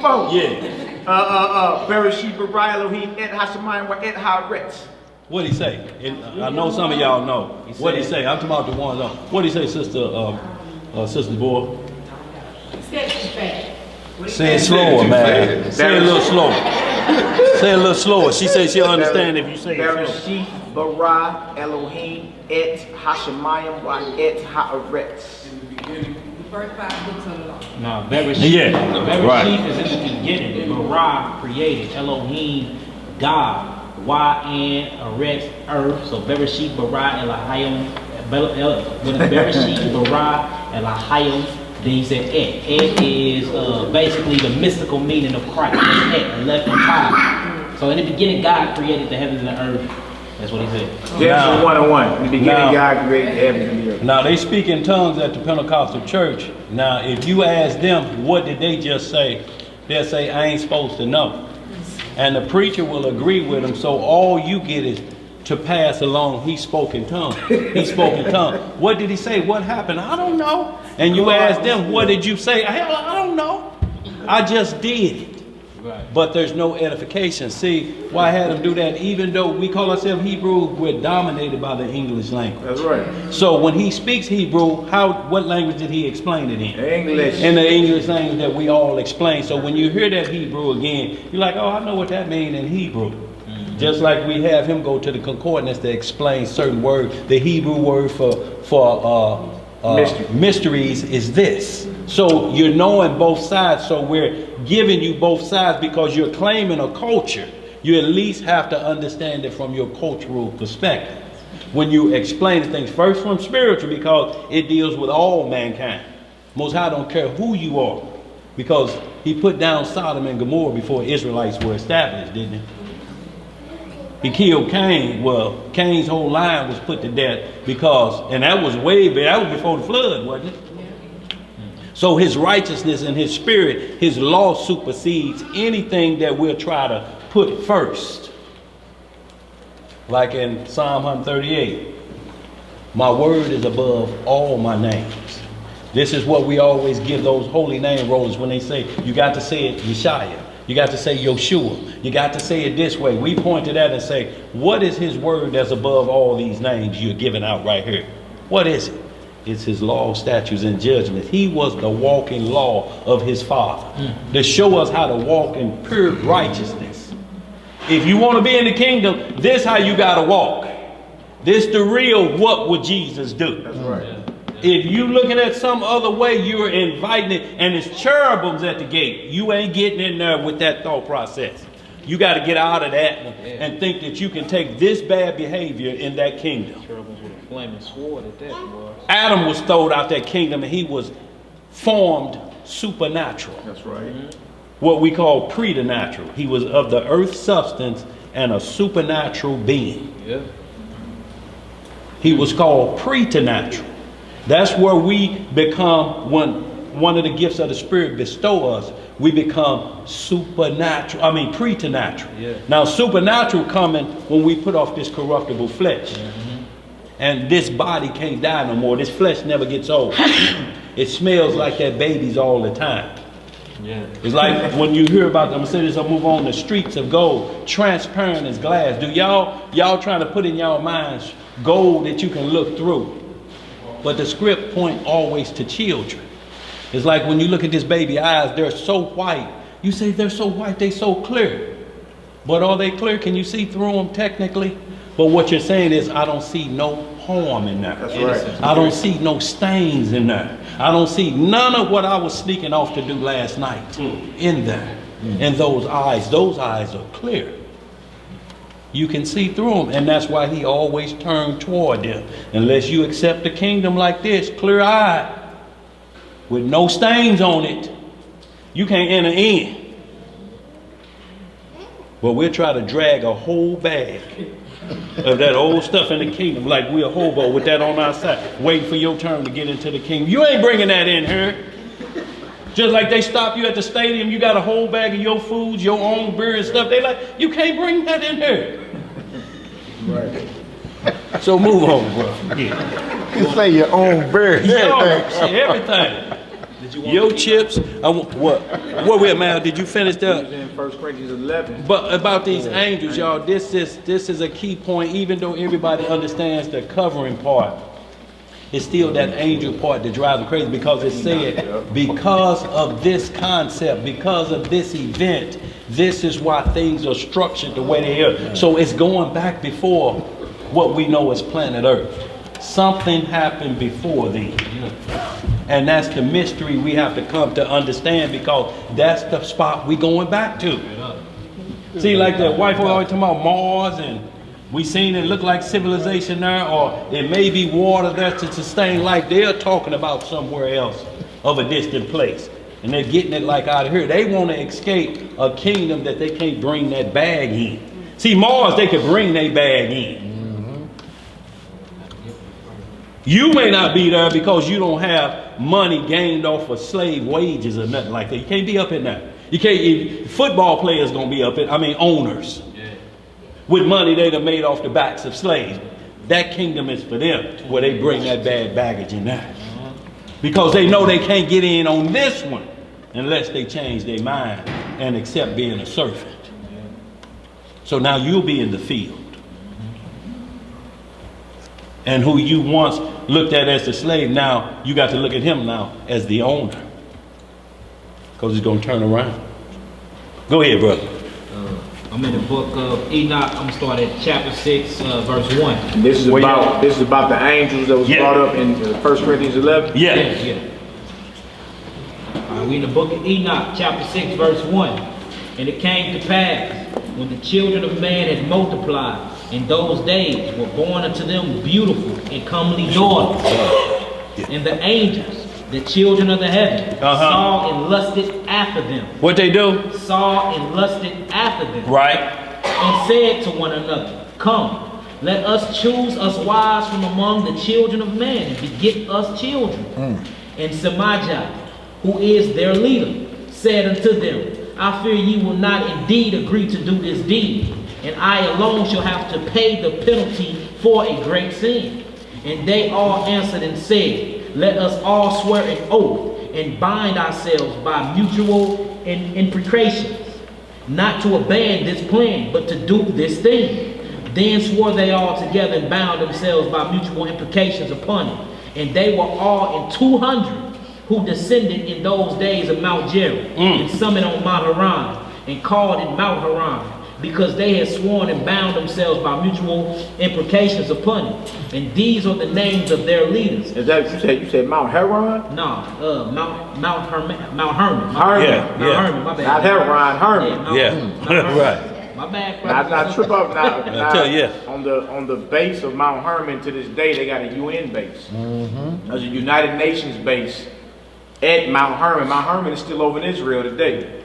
They got an actual United Nations base at the base of that mountain right there that you reading about, that all these angels descended on. Out of all the spots on God's green earth, why do you pick this very mountain that these angels descended on? Well, they're trying to put a United Nations base over there. Trying to awaken that. Yeah. Like what's really going on? Y'all can Google that right now. Yeah. Some of them angels. You said what, bro? Yeah. Oh, Metro Goldwyn Mayer. Yeah. With George going around the mountain. Yeah. When y'all, what's the name of it? Is it Metro Goldwyn and Mayer? Oh, Paramount. When the movie come on, you see stars going around the mountain. That's Mount Hermon.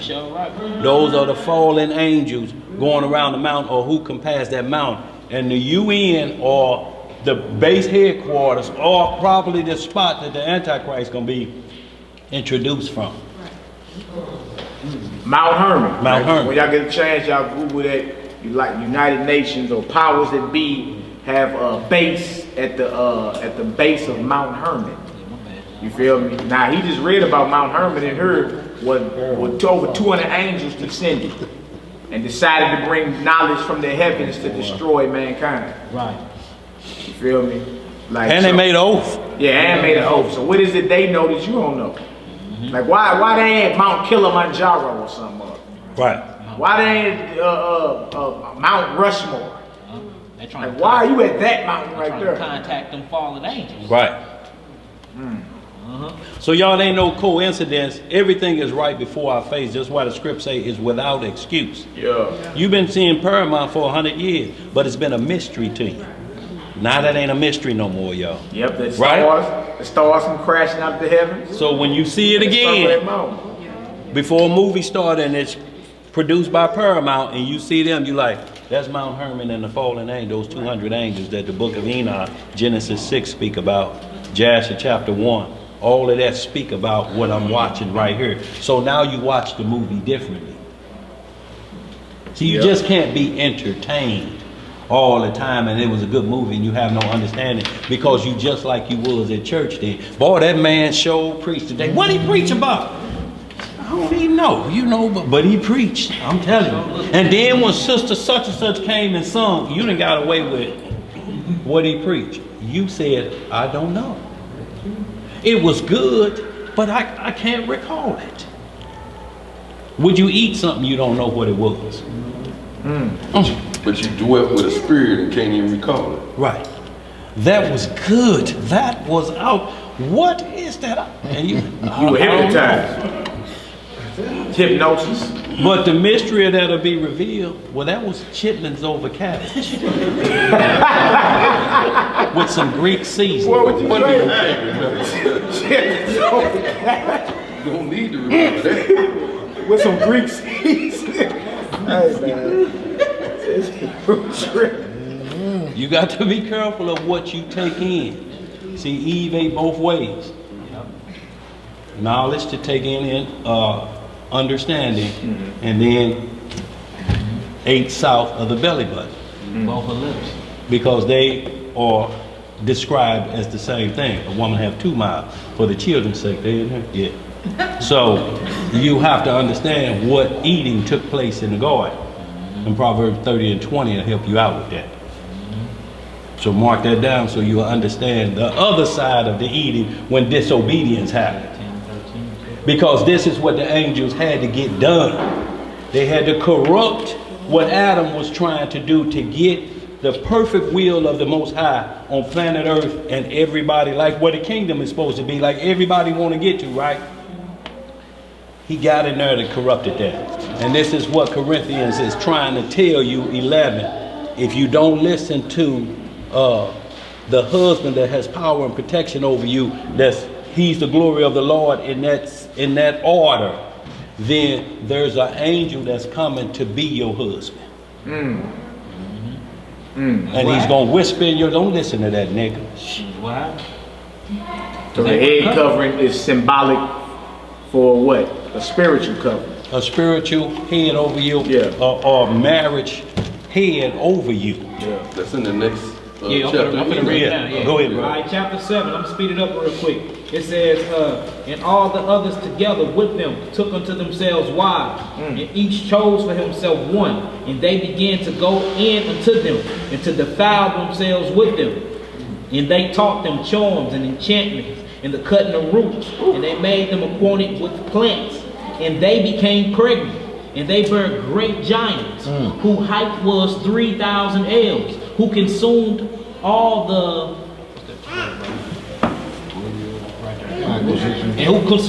acquisitions of man. And when man could no longer sustain them, the giants turned against them and devoured mankind.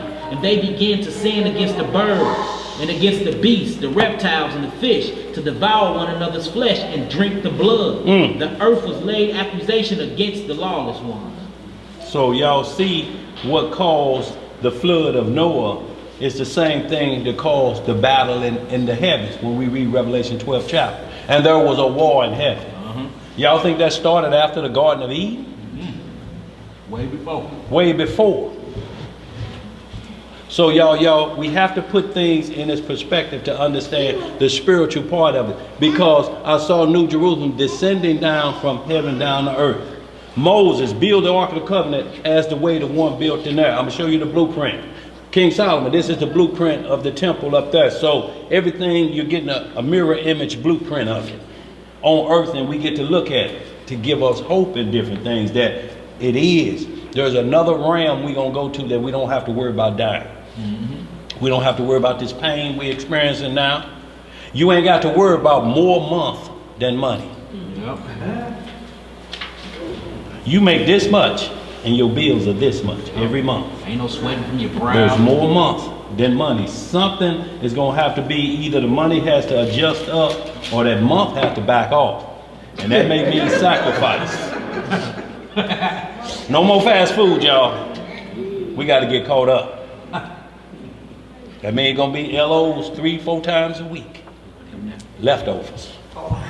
LOs. We need to rest that 1 Corinthians 11 and 12. Go ahead, bro. Uzziah got some in the back. Read the rest of that 1 Corinthians 11 and 12. Okay. We read why a woman ought to have power or a covering on her head because of the angels. What angels, brother, went to the book of Enoch is also in Genesis the 6th chapter. That's right. 1 through 4. Where it says the sons of God slept with the daughters of men. The book of 1 Corinthians, chapter 11, verse 11. Nevertheless, neither is the man without the woman, neither the woman without the man. That's right. Because, in the Most High. Because the plan can't go forth. So just because the woman came out of the man, there's nothing to brag about, because you need them to make it be fruitful and multiply. That's right. It's called interdependent. Right. They're both dependent on each other. That's the term, interdependence. So if you don't have that, then we're going to get the other side of it. And that's where you'll try to make a man your woman. And that ain't going to happen, because then you're going to try to get children by them some kind of way. And what they're doing now is altering a man to look like that woman. See how they reversing it? Yes. See, instead of being a rib taken from them, they try to transform themselves, not take the rib out and make something else. They are trying to turn themselves back into it and take on that. But the only problem with that, the DNA gonna always be XY for a man and XX for a woman. There's no pill, there's no surgery, there's no procedure that can change that DNA. They can change it up here, which will corrupt your DNA. Because this changes, this will get rid of cancer if you got it. But if up here, it can also bring cancer on. Because this right here will cause defiled living, when it's sin breaking, when you turn the law around so it fits your evil way. Then you are going to reap or sow death upon your soul. That's all it does. That's its process when you do it.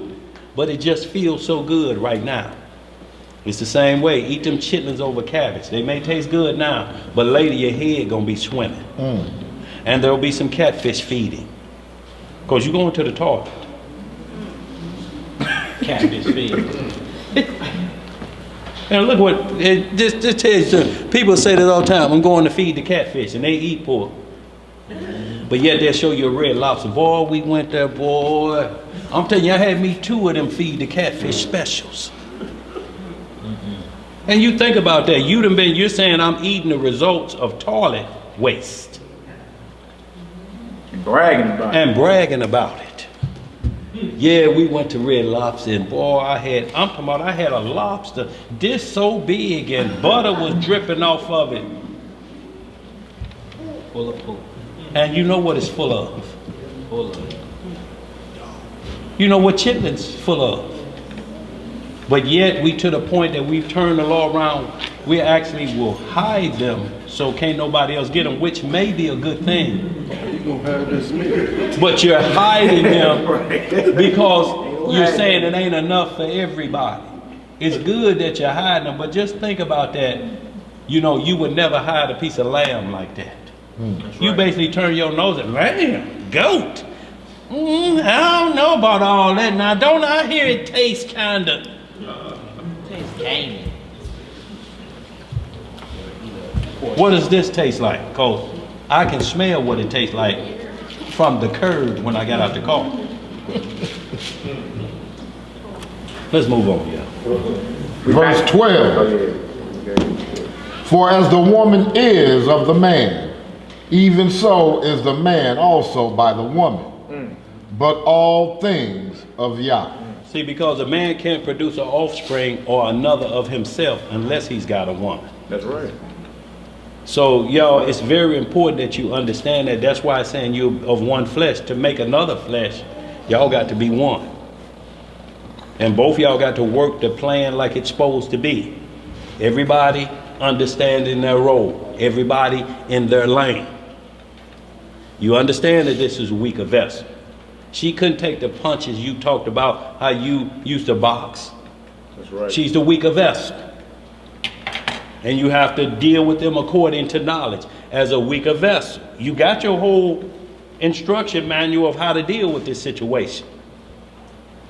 But you cannot make them stronger. And this is what the Corinthians, is it comely that a man wear long hair? This wasn't talking about a man couldn't have long hair. It was saying if he swapped roles with his woman. You can't put her in the position of a priestly man that these instructions was given down to. It's like putting a Corvette motor in a Pinto. As soon as you hit the gas, it's going up like this. That nigga gonna take flight. Everybody on the sidewalk, he bouncing off the guardrail. Too much power in there. So it's too much power when a woman change role with a man. That's all it's saying. Is it comely? If it's comely for a woman to have her hair shaved off to look like a man, to be in charge, to usurp authority, to go into Jezebel mode, is that a good look? Y'all know it ain't a good look. I don't care if you didn't know no scripture. If you saw a woman cussing her husband out in public, that was a bad look. Unless you're operating in that mode, you be like, that's right, sister, tie his ass up. Tie him up. But it looked bad. Y'all know what we talking about, so we ain't gonna belabor the point, but this is just, everything is getting into, like James Brown said, it's a man's world, but it ain't nothing what?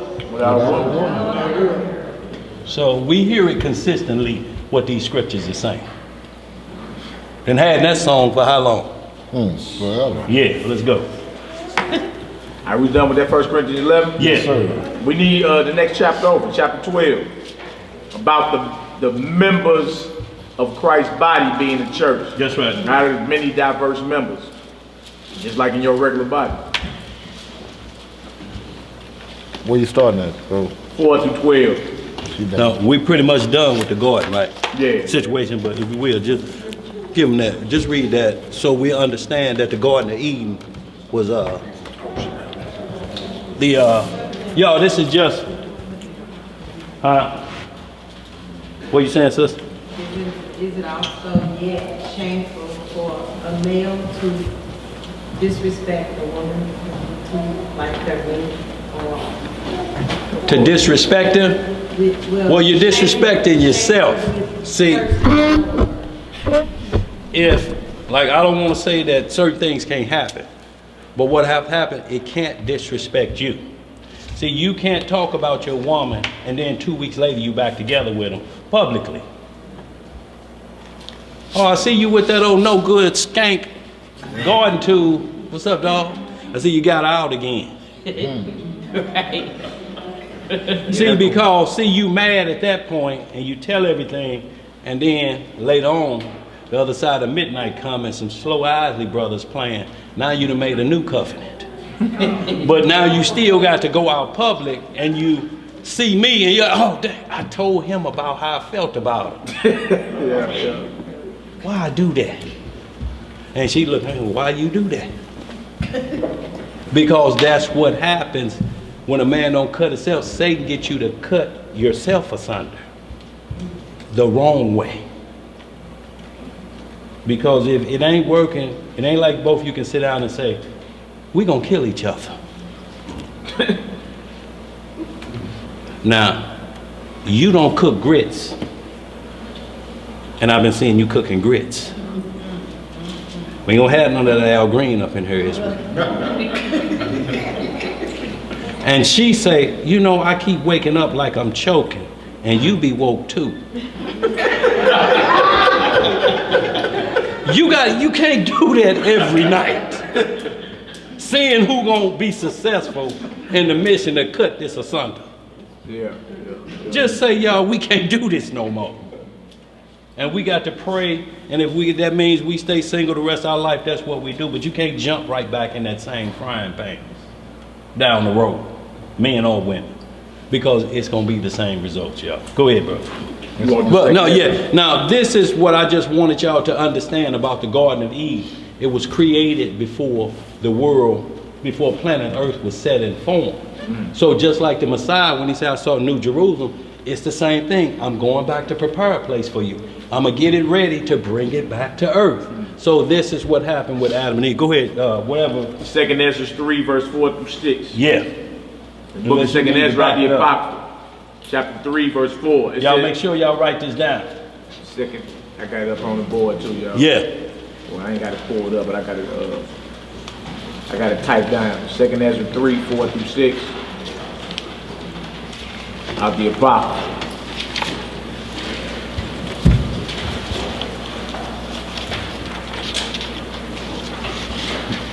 Go ahead, bro. Hold on, sit still. Go ahead, sister, take your time. Good one too, y'all, is Ezekiel 28. That goes into how Satan was made as an angel, as a cherub. 2nd Ezra, y'all, chapter 3.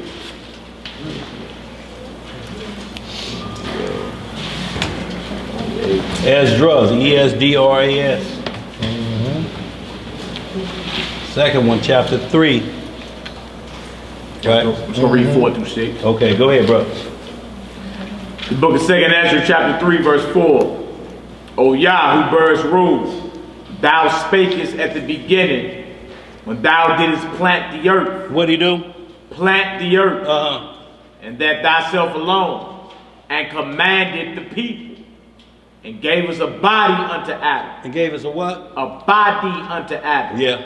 Without soul, which was the workmanship of thine hands, and did breathe into him the breath of life, and he was made living before thee. And thou leddest him into paradise. Into where? Paradise. Which thy right hand had planted, before ever the earth came forth. See, so you see, it was already ready. That's where he led man too. He like, look, I'm gonna show you the king. It's just like when if we're blessed and the Most High say, well done, servant, and we enter. We don't live in New Jerusalem. That's where we go to worship. It's got 12 gates. But Ezekiel 48 tells us every tribe that you come out of, this is the inheritance of planet Earth, of the earth where you'll stay, where your mansion is at. But we won't be inside the city. It's only 144 furlongs in a 4-corner radius. That's about the size of Texas. So you have to understand those measurements, or unless they're supernatural measurements, and they're a lot larger than we're saying, but it'll explain it when it says it's the cubits of a man. But if it don't say of a man, we may have to start looking at it spiritually, because that can exceed of a man. He wants you to know when he wants you to measure a certain way, when he wants you to measure carnally, or he wants you to measure spiritually.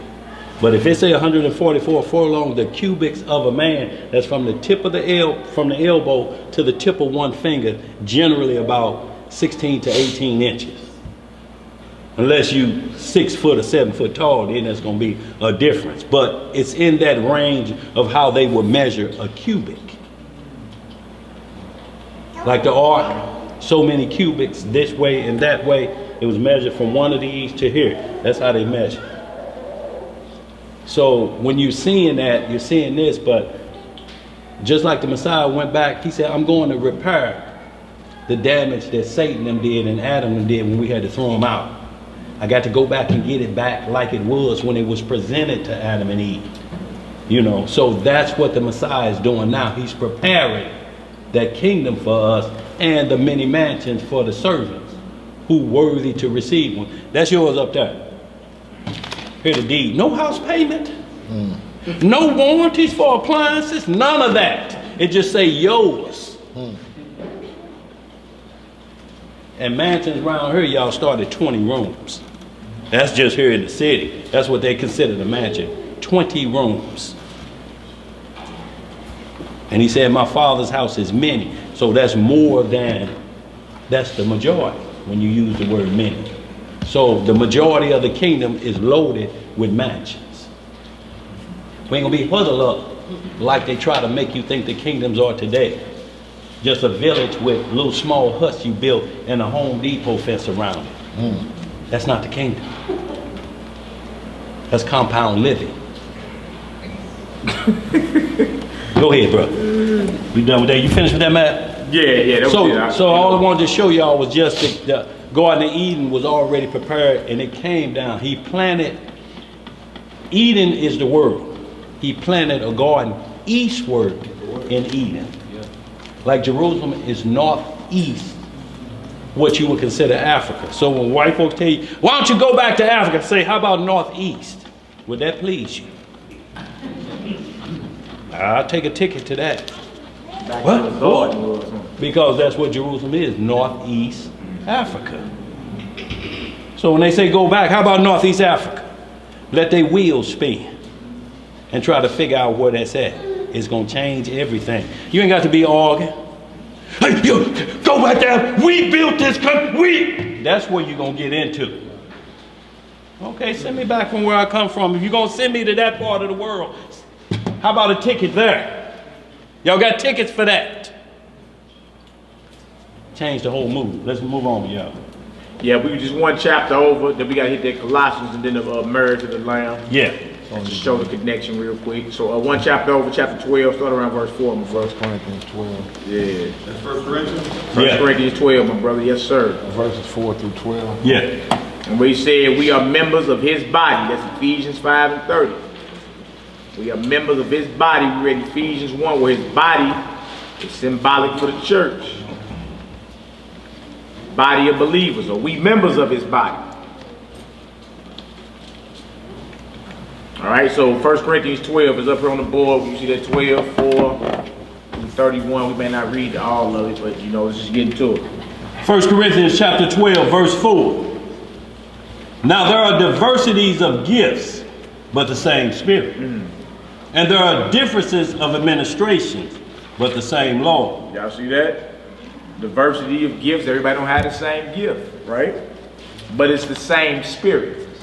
So no one should be feeling insignificant, like I'm not important or whatever. Whatever role you play, whatever the Most High has blessed you with, hey, perfect that. Roll with that. Don't feel like you just insignificant. How cool you gonna walk without your pinky toe? You ain't gonna be catwalking without that pinky toe. You understand? Or how good you think you can hold this right here without your thumb? You understand? Even the smallest things on your body are important. All right, let's read, bro. And there are diversities of operations, but it is the same God which worketh all in all. So we see same Spirit, same Lord, same God. Even though the body has different operations, different spirits, different gifts, right? But it's given by the same Lord, God, and Spirit. All right, let's read. But the manifestation of the Spirit is given to every man to profit withal. We ain't talking about profit like ching profit. You understand? But the spread this gospel, to spread this truth. All right, come on, bro. For to one is given by the Spirit the word of wisdom, to another the word of knowledge by the same Spirit. Right. To another, faith by the same Spirit. To another, the gifts of healing by the same Spirit. To another, the working of miracles. To another, prophecy. To another, discernings of spirits. to another divers kinds of tongues, to another the interpretation of tongues. But all these worketh that one and the self-same Spirit, dividing to every man, severally as he will. These are the men that believe in Messiah. If y'all read that verse 3. You understand? Those speaking by the Spirit can't call him accursed. Anybody speaking in that Spirit saying we don't need him, he's a curse. If that illegitimate child existed, you feel me, and start laughing and all that, well, they haven't been given the Spirit of the Almighty to do this. No matter how much knowledge you think they got. All right, come on, Hebrew. For as the body is one and hath many members, and all the members of that one body, being many, are one body, so also is Yahawashi. So also is Messiah. Y'all see that? So when we read in Ephesians 5 and 30, we members of his body. They say just like your body got many members and many operations, so is Messiah. It's the same way. It worked the same way. All right, let's read, Hebrew. For by one Spirit are we all baptized into one body, whether we be Jews or Gentiles, whether we be bond or free, and have been all made to drink into one Spirit. For the body is not one member, but many. Isn't that true? Does your body have one member?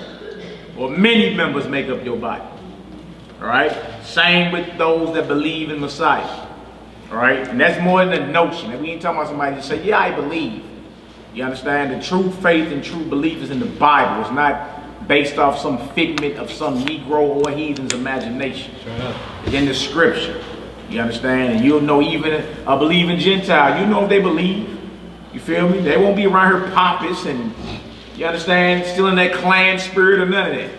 You know exactly if an Arab really believe in your God or something. Or Mfudiji over there in Africa somewhere really believe. You'll know because of the spirit they rocking in. All right, let's read, my brother. If the foot shall say, because I am not the hand, I am not of the body, is it therefore not of the body? Right, the foot envious at the hand. Well, because I ain't the hand, I don't count. That's a lie. You feel me? You need your foot or your feet and your hands. And they all are part of the same body. Right? All right, come on, Hebrew. And if the ear shall say, because I am not the eye, I am not of the body, is it therefore not of the body? If the whole body were an eye, where were the hearing? Yeah, so if everybody was envious over one another, say, I want to do what he do or what she do, but we'll be lacking somewhere, wouldn't we? You feel what I'm saying? Like, everybody can't be the eye. Like, who gonna hurt? Feel me? Everybody can't be the eye. Who gonna handle? You see what I'm saying? So what the Most High has given you, that measure of faith He is giving you, play your role. You feel me? And play it to your best of your ability. Perfect it like you try to do your craft or your little trades you got going on. Perfect that. You feel me? Because your life and your body and your breath is not your own. It's the Most High. So we'll say glorify the Most High in your body and in your spirit, which belong to Him. All right? Don't worry about what somebody else got going on. You dig? Perfect what the Lord gave you. And if you're responsible enough, He'll give you more. All right? Let's read, my brother. The whole were hearing, where were the smell. But now hath Yah set members, every one of them, in the body, as it had pleased Him. That please who? Him. Not your own feelings and flesh. Him. Like, nah, I need you right here to handle this business. Now, Paul, I need you over in Ephesus to go spit over there. Now, Peter, I need you over here. Go holler at Cornelius. Now, Barnabas, I need you over there. Take Mark with you. Y'all go do this. You understand? Play your role. Let's read, my brother. And if they were all one member, where were the body? But now are they many members, yet but one body. And the eye cannot say unto the hand, I have no need of thee. Right. Nor again the head to the feet, I have no need of you. You've been hearing say there's no you, there's no eyes, only us. You understand? Because if we all believe, then we are part of this one body. This one body. So the eye can't say I don't need the hand can say I don't need the nose. or the feet. Yeah, we all in need of one another. And when we operate on one accord, it operates like a well-oiled machine. You feel me? There's no schisms. Schisms come when there's somebody's lacking, that there's a problem going on, something that got too cornered. All right, come on out. Nay, much more those members of the body, which seem to be more feeble, are necessary. Y'all get that? Those that seem to be weaker, they are actually necessary. Like your pinky toe. Huh? Somebody was like, cut your pinky toe off right now. You like, I'm not cutting my crusty pinky toe off. I need that. Because it's going to throw your balance off. You feel me? So even members or people in the body who you think are insignificant are very important. Very important. You know what I'm saying? They may not get as much attention as everybody else, but that don't mean, what does that mean? That don't mean they're not important concerning what the Most High got going on. Exactly. You understand? So you're never supposed to be pompous within what the Lord got you doing. Just play your role. You understand? Go ahead, Doc. And those members...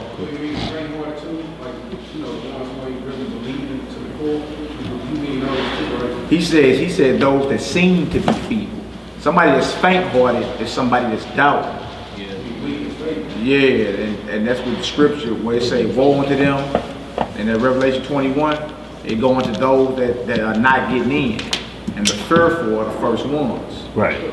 This is the scripture that say, keep them around, don't necessarily. Yeah, you pray for them. Yeah. You know what I'm saying? Yeah, right. Yeah, you pray for them and build them up. You understand that they may increase their faith and all that. But in that day when judgment comes, you can't, your knees can't be knocking like a naked newborn. Like you gotta be all in, sure. I'm all in with this. That's right. That's how you gotta be. And if that's lacking, then of course we're supposed to pray for our brothers and sisters. You understand? May you gain faith. May you get strong in this. You feel me? Because you gotta be sure. Remember we read earlier about his exceeding power to us that believe. The belief is major. You know what I'm saying? Your thoughts, major league. All right, come on, Dan. And those members of the body, which we think to be less honorable, upon these we bestow more abundant honor. That's right. Like our brothers out here now watching the door. You don't think they'd rather be in here chopping it up with us, but we need somebody at the door because there's been some break-ins next door. Somebody come out here and hide out all weekend and then break into the car shop next door. But we gotta have somebody at the door. But just because you don't see them in here don't mean they're not important. We need somebody to guard the door. You see what I'm saying? Very important. Come on, Hebrew. And our uncomely parts have more abundant comeliness. For our comely parts have no need. But Yah had tempered the body together, having given more abundant honor to that part which lacked. Beautiful. Come on. That there should be no schism. No who? No schism. Meaning no division. No schisms. Right? No division. Come on. In the body. Come on. But that the members should have the same care for one another. Yeah. From your heart to your lungs on down to your pinky toe. All the members supposed to have the same care one for another. If that ain't what it is, you in the wrong room. It's just what it is. You know, if you are last I checked, it's the body of Messiah. So unless you talking about the position that you play within this body, then you could be bragging and boasting about something that you have no business doing. It's just what it is. All right, come on now. And whether one member suffer, all the members suffer with it. That's right. There's no you, there's no I, only us. So if you hurt and offended, I am too. Let's get it together so there be no schisms. Come on now. Or one member be honored, all the members rejoice with it. That's right. We be apt when blessings be coming through. Like it's yours. I mean, it's yours, but it's mine too. You know what I'm saying? I'm with you. Brother got a new house, boy. Hey, housewarming, pour it up. Yes, sir. Let's get it. Yes, sir. I ain't got no key to your house, brother, but you right. know, I'm happy for you. Yeah. Let's get it, Hebrew. Now ye are the body of Messiah. Now you are who? Body of Messiah. Come on. And members in particular. Beautiful. Come on. And Yah have set some in the church. First apostles. Yeah. Secondarily prophets. Come on. Thirdly teachers. Thirdly who? Teachers. Come on. After that miracles. Then gifts of healing. Helps. governments, diversities of tongues. Are all apostles? Are all prophets? Are all teachers? Are all workers of miracles? Those are questions. Right. Come on. Have all the gifts of healing? Do all speak with tongues? Do all interpret? But covet earnestly the best Or gift. desire earnestly the best gifts. This is one instance when coveting is righteous. Coveting is wrong when you're looking for something that's not yours. But if you're looking for spiritual gifts and all that, he said you can strongly desire that. You understand? Nothing wrong with that. Covet earnestly the best gifts. Come on, brother. And yet show I unto you a more excellent way. I got one more I want to hit if we can, Hebrew. Colossians 1, just real sir. quick. Yes. 12 through 19 is a few verses. Back to the body. Because remember, Paul said, I speak of great mystery, but I speak of Messiah and his church. Well, his church is the body. All right? And that was the breakdown of Genesis 2, 21 through 25. Yes, sir. Eve taking out the rib of man, brought to man. Man shall leave his father, mother, cleave to his wife. They shall become one flesh. Paul said this is a great mystery, but spiritually that means Messiah and his church. Well, his church is the body of believers, which is us.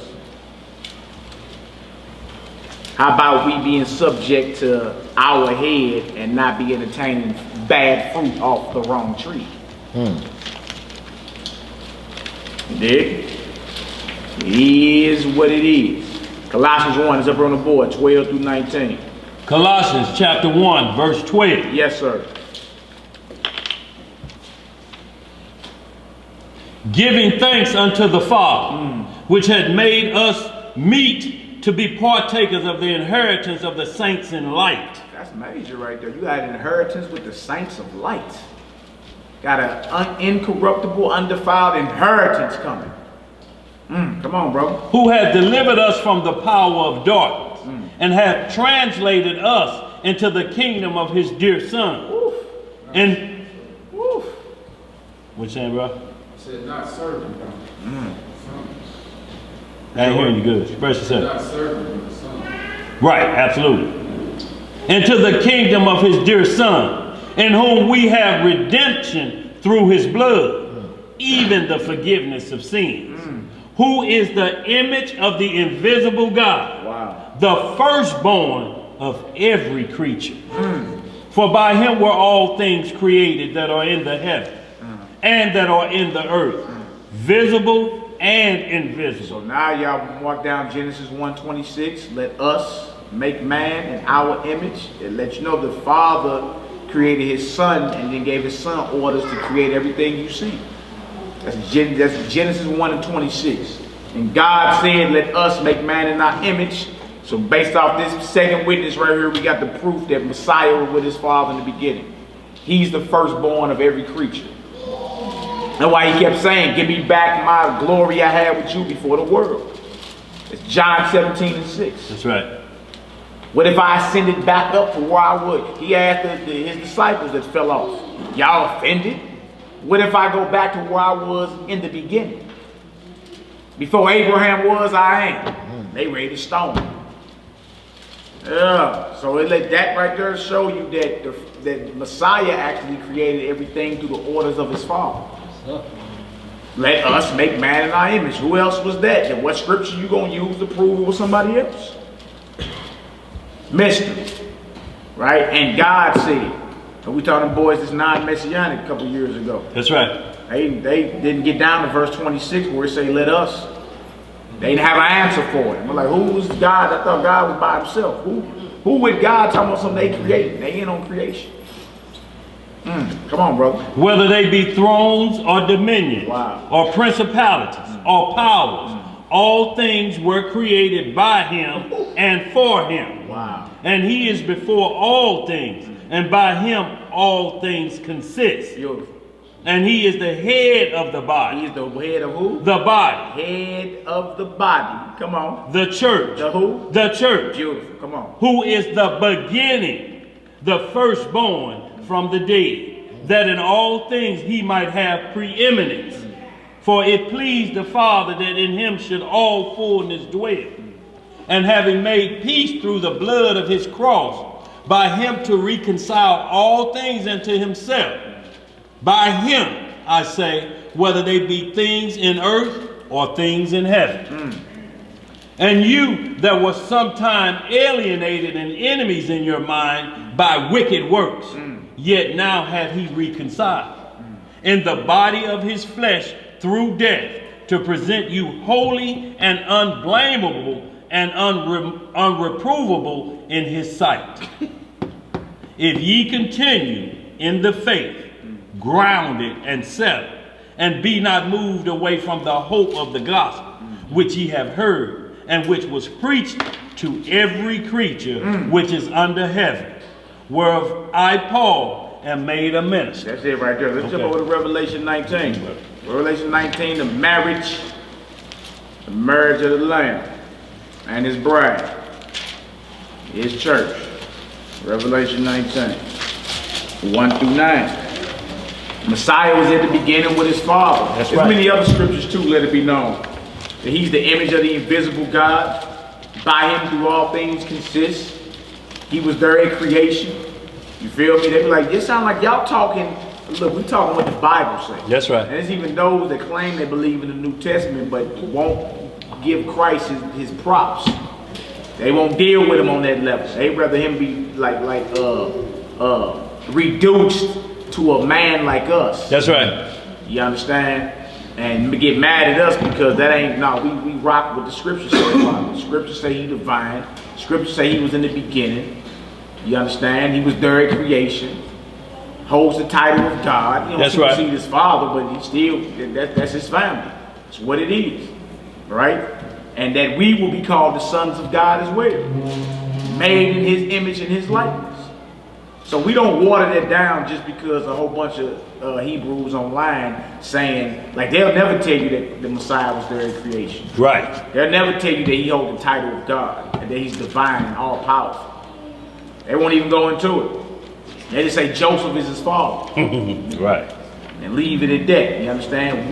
We don't reduce the Messiah to be cool with nobody. That ain't how we rock. The scriptures say what it is, and then we all in on it. Other than that, you're gonna be left. You're gonna be doing what that one boy called himself. He calls us a textual critic. He's there to bring criticism to the scriptures because he really don't believe what's being quoted out the script. That's right. Divine prospect. Yeah. He ain't really critic. And if you don't believe the New Testament, what it's saying about everything being created by him, for him, through the Father, you still got to deal with Micah 5, 1 through 4. You still got to say who this is, and everybody you claiming it is can't fit it. Because you have to put them at the beginning. I ain't never seen Hezekiah say, give me back the glory I had was at the beginning. Solomon didn't say it. David didn't say it. Abraham didn't even say that. So if you don't believe what we just read in Colossians, you still owe for Micah 5, 1 through 4. And he must be born in Bethlehem. That was born of old, of everlasting. Now, who born of everlasting in here? Nobody. They done put a number on you already. 70 years old, the Bible say, but they done lowered that for us. If you make it, and think about us, if you make it to 20, you lucky, being an Israelite. That's what our number is. Get locked up and never had a ticket, and you 30. Watch the marble on that face. Hold on, run his number again. Get his fingerprints again. He's never been in trouble before. He's not on the list to be dead before his 25th birthday. Who is this Negro? Fingerprints again. That's free case this day. Yeah. But they have put us so low because of the curses we face. Hypertension. All of the diseases that come. And then all of the plots that they put on us to die. So we go to half of 70 that the script promised you if you do righteous. 70. And if there be more than that, and they make it to 80, good time. But y'all think about Abraham was 175. Adam was, what, 960? 930. Yeah. Methuselah, the oldest man, 969. But ain't nobody lived the day of the Lord 1,000 years. Nobody. And those you think may have escaped it, they coming back to die. If they was born of the seed of Adam, because its flesh is set to die. It can't change its course. This is what y'all got to understand. This flesh we got is going to obey the Father. And ain't nothing you can do when the death angel come for this flesh. It didn't come for the Messiah's flesh. He gave it to death. There's total difference, y'all. He was not put to death because of sins he committed. That's right. But he was put to death for what we did. So it should be without excuse. If you believe that that was the case, that he did that, then by all means, you owe him your life. That's right. Nobody is his. And he ain't asking you nothing grievous. What is he asking you to do? Stop sinning. Can't nobody keep all the commandments. Which one? Name it. Do I tell him I can't stop stealing? Not, and everybody's purse is laying out. They ain't gonna go for that one. So no, I'm gonna think of something. But they'll never admit which one. Just ask them which one. Hold on, let me get him. Go ahead. Go ahead, bro. What I understand is why did Abraham tell, why did Most High tell Abraham to kill Isaac? They'll just say that's just faith, or he just being tempted and tested. But the Most High told Abraham in Genesis 15:13, the seed will go off. They're going to sin. So Right. how was the Most High able to keep the covenant that he made with Abraham, even though he knew they was going to go off? See, him telling Abraham to kill Isaac was a foreshadow of things to come. He's seeing that Abraham wouldn't hesitate to kill his only son, Right. the son of the faith. Right.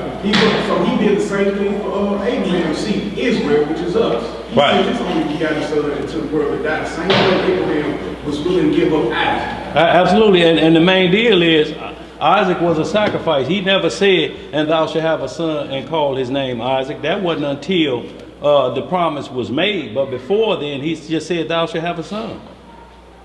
And that's what you're going to call him. See, it's why them to try to make David the son that is talking about. And when David did what he did, now they try to choose Solomon. Well, we all know what Solomon did. If it wasn't for David, Solomon, he said, only reason I ain't killing Solomon now is because of you, David. That's the only reason. What he did is despicable with the wisdom he has in his power. Solomon was controlling demons. I'm talking about he was controlling a supernatural realm by his commandment. That's how much wisdom he had that was poured into him. But you can't make no claim like this of disobedience or holding back with the Messiah. The same thing. Now you think about this. He told Abraham, give up your son. But what did he tell the Messiah? Give up your life. He didn't tell Abraham to cut his throat. Thou shalt lay on the altar, Abraham, and thou shalt shank thyself in the heart as a sacrifice for me. No, he didn't do that. He told him, give up that what I just gave you, which you know you ain't capable of having anyway. You 99 years old. Who gonna believe that's your baby? Sarah, 90. Her breasts already done went the way of saddlebags. They flat. Ain't no more milk in them. I'm talking about if y'all see the weaning of Isaac. It says kings from all over, from Africa and all over the world came to see the weaning. And that means where he gets off the breast milk. Now Sarah's standing up tall and they look like boxing gloves. And Abraham standing like this too. He done fathered a child at that age. This is supernatural. Abraham full well of that. If you want that back, I'll give it to you back. I'm satisfied with you let it be done. You let me come back to life, and my wife who couldn't have a child when we was youngins. You done did it for her now. And her always letting your word go forth until you were dead. He believed that. So to give up Isaac, it wasn't so much as the Most High trying to tempt him with evil of sacrificing his son. The Most High gonna ask you nothing he ain't done. Didn't he do his son the same? So what is, anybody got a question with what Abraham was gonna do? And guess what? Both of them in the same location. Mount Moriah. Mount Moriah. Yeah. Where the Messiah, Jerusalem. and where Abraham was going to sacrifice Isaac. Yeah. So all we seeing is a foreshadow to keep us on point until it gets here.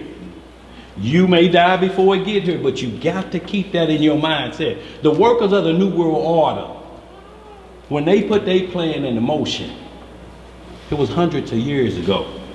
They prepare for their offspring to gain. I know I'm going to die, but make sure the offsprings get the rule of the world and keep control of those who it belongs to. And they down the line, they know they're going to die. But we don't prepare our hearts like that. We got to prepare for our children, because we don't meet that 70 unless you've been sinning so bad and you leave out of here before then. But you are going to meet the death angel. And we got to make sure our offspring carry on this message till we get where we get. And then when you wake up, how'd it work out? Yeah.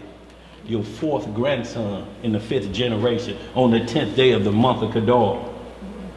It was him. What better satisfaction than that? It got accomplished. And the same thing, the father had the same, when he looked at his son, he said, that's my son. Boy, that's Junior for sure. That's Junior. Because you can't point to a fault of the father either, can you? You can't say the father sinned right here. If that's the case, the son would be a sinner.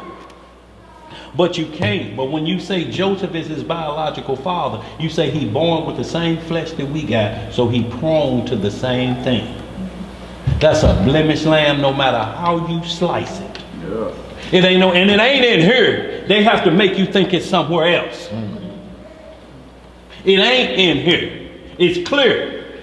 Joseph and that angel was having a discussion about the pregnancy.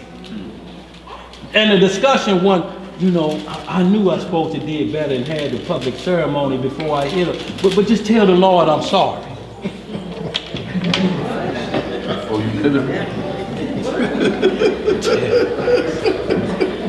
That's how they try to make you believe the conversation with that angel and Joseph, because Joseph say, I've been out building houses and I come back and this virgin pregnant. That ain't my baby. And he pondered, he like, I gotta put her away. I got to get out of here before they find out. They gonna kill her and me. If this was a righteous act, those thoughts wouldn't have been in Joseph's head, because it said he was a just man. A just man knows the laws of marriage. He was married before. Joseph had children already. Joseph was 70 years old when they put Mary in his care. He had sons older. Those are Christ's brothers and sisters. Joseph's sons and daughters, whoever they were at that time. So y'all, it's a lot in here that they're trying to make you look past so that we can keep this to the flesh, so that you will worship me or you will look at me like a God and I'm a sinner. And I'm going to die maybe tomorrow. Not saying I hope that happened to me, but I'm just saying. You know, so because words are powerful. But you're never to look at anybody in their life. The Messiah laid his life down, y'all. He didn't have to. So, y'all, we want to be extra careful when you're dealing with these non-messianics, and you got to prove it or make them prove who else it is. Because whoever else it is got to be born in Bethlehem. And if they have to be born in Bethlehem, how many more years we got, man, before we see? At least 2,000. Don't give me the right. Because it's been 2,000 since the Messiah we're saying is him that's in these records. It's been over 2,000 years. So we're going to add another 2,000 there. Who in here got 2,000 under their belt? What you done found you can eat? You done heard Monsanto got a super seed, huh? Right. Drive out to Lindbergh, it's a waste of gas. Monsanto ain't got it. If it was, these funeral homes would be out of business. So y'all have to understand what's trying to hear. They're trying to find the fountain of life. What can stop the death angel and make him go the other way? I got this new theory out now that if they upload their consciousness to robots, that they can live forever. So they're trying to upload their consciousness to robots, because robots don't see death, they don't see corruption. So they're trying to upload their consciousness to actual robots. But what that conscience gonna be full of? What that robot gonna be doing? See, y'all already know what the robot's gonna be doing. Because they starting off with them as sex dolls. Those are the first robots. They look human.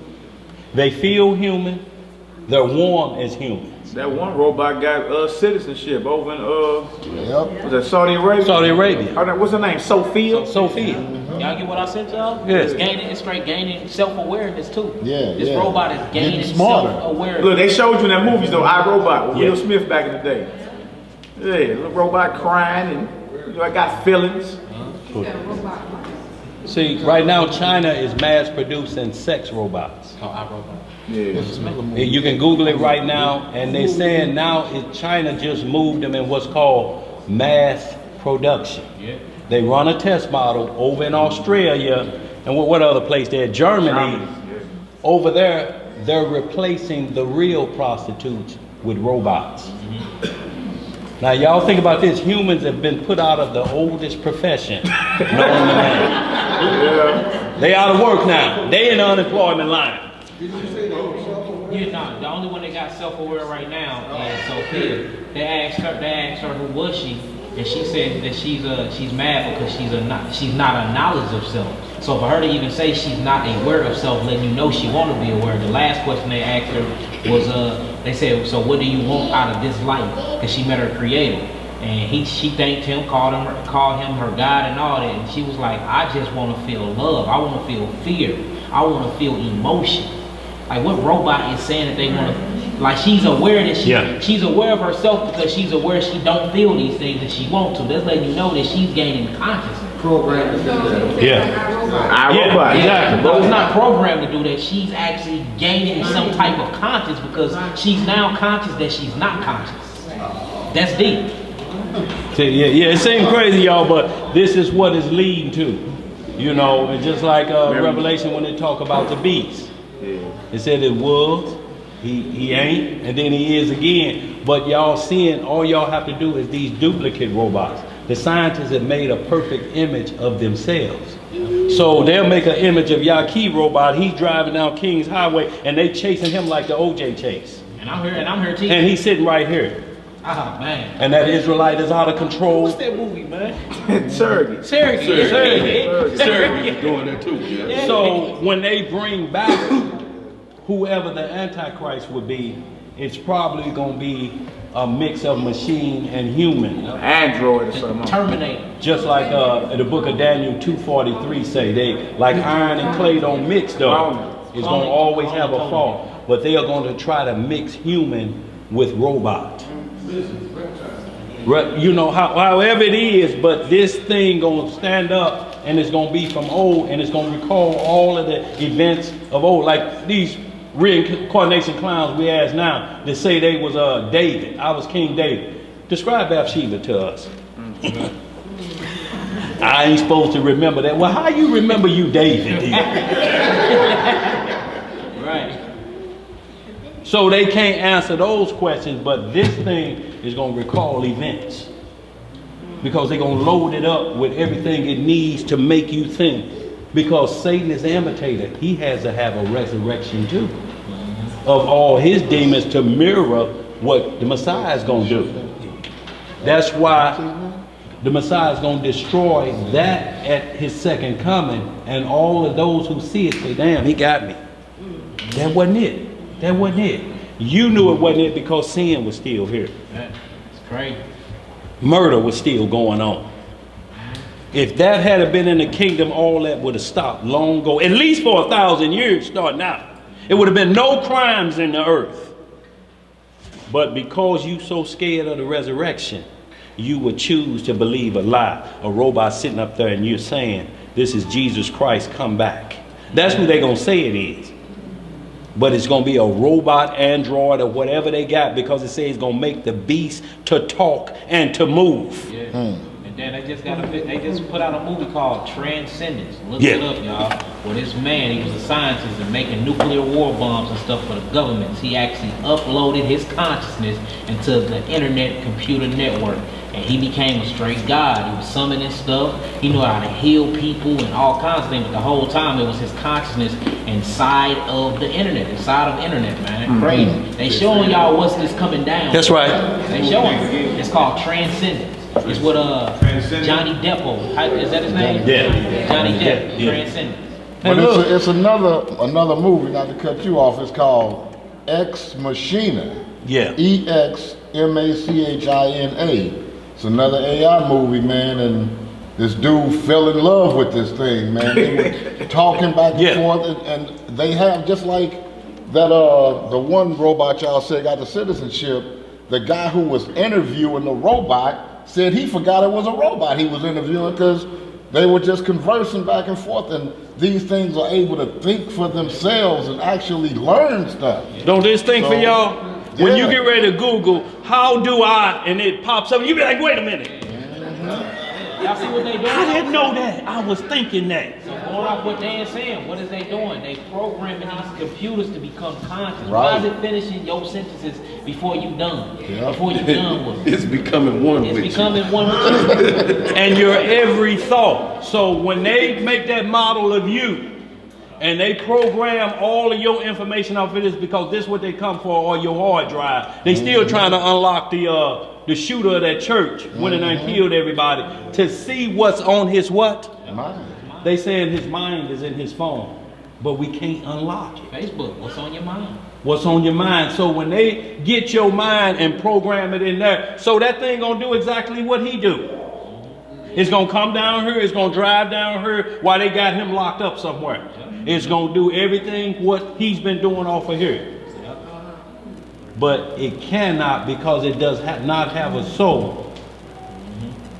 That connection that's between us is gonna be void from it. Oh, so I can shotgun and blow that head off and not be in danger of the resurrection? No. The judgment? No. So I can kill me some robots? It ain't got no soul, bro. Oh, okay. Now the only way you can't, you gonna get locked up in this kingdom once they give it rights. Yeah. Because then they're gonna have the same rights as a human being. Yeah. You can't put it down. But the reason they started with the sex is lives because if you're not shamed, now if you got a blow up doll, you got it hid way up in the roof somewhere. That's where you was. And the air pump there. Look. Well, if you know what mine is, you willing to tell yours. But hey, this new world order, and it's artificial Revelation intelligence. 13. And Yeah, that's what I want. this Yeah. Antichrist, Yeah, they yeah, are connected, man. This artificial intelligence, new world order, and the Antichrist. This is connected. I don't know exactly how, but it's all intertwined with itself. What about that new movie Geostorm? Y'all see that? Yeah. With Robin Williams, man, when he played that something robot. That's what I'm saying. And he lived a long time. Yeah, they showing it. They trying to beat death. They trying to actually upload their souls into computers. I'm telling you, man, that's what they doing. Well, what it does too also is if you're not shamed to be seen with a robot. See, you're shame of a blow-up doll is what talking about, you know. But just think about this, because it feels like a human, it looks like a human, it responds like a human, it changes the thought process, but it can't reproduce like a human. I don't care what you have your way with it. All you got, what they consider is, we can manufacture the perfect woman for you. Never talk back. Don't argue. You ain't got to wait about when that time of the month comes. It ain't no time of the month with this one. And y'all, when you Google it, it's saying it's replacing every prostitute. Like how crack ran the pimps out of business. Y'all know crack ran them out of business. How you gonna sell me a woman for $100 when I can get her for a $5 rock? They couldn't compete no more. So when you're trying to say, Mary, I ain't got to worry about none of that. This robot gonna do what I tell her. Be in that position when I get off of work.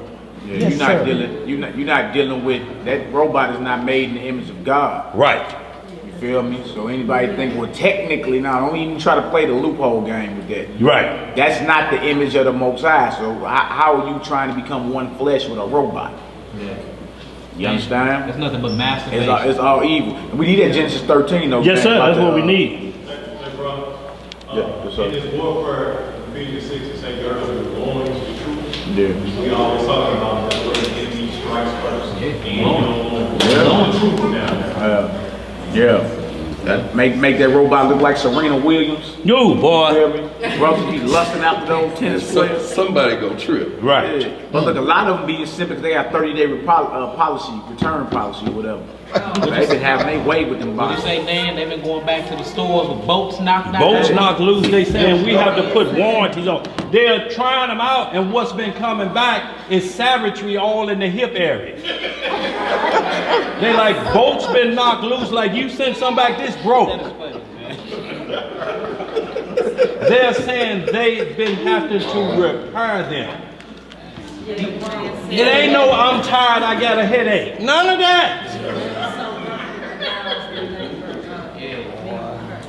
What's funny though, Dan, I exaggerate. Reports on it. All y'all got to do is Google this if y'all don't believe it. Just Google sex robots removing prostitutes. Go ahead, and they'll tell you what. It's a brothel. They have Yeah. a Brothel. $6 brothel. Yeah. And, the owner said that they had one doll that was really popular. In demand. Yeah, and that it has been broken several times. She had to take it back. What is going on? The Marilyn Monroe doll. Wow. It's going down. See, y'all understand what it is. So the robot is the lust that's a whore. She had both the Kennedy boys and all of the top actors. Joe DiMaggio, all of them. All of them had it. She had both the Kennedy boys at the same time. This is the hottest doll out there. And they order them with the dress that blow in the wind. You know, like when she's standing over that grate. You get to watch that before. That come with the fame. No answer. I know that. I've been reading. But y'all, it's coming. So whatever your wicked imagination desires, this why you have to be, the women have to be concerned because they are building the male model too. The chest you want on it, everything. All of it. Don't have to worry about nothing. Won't run your car out of gas. Won't do none of that. Won't run your car.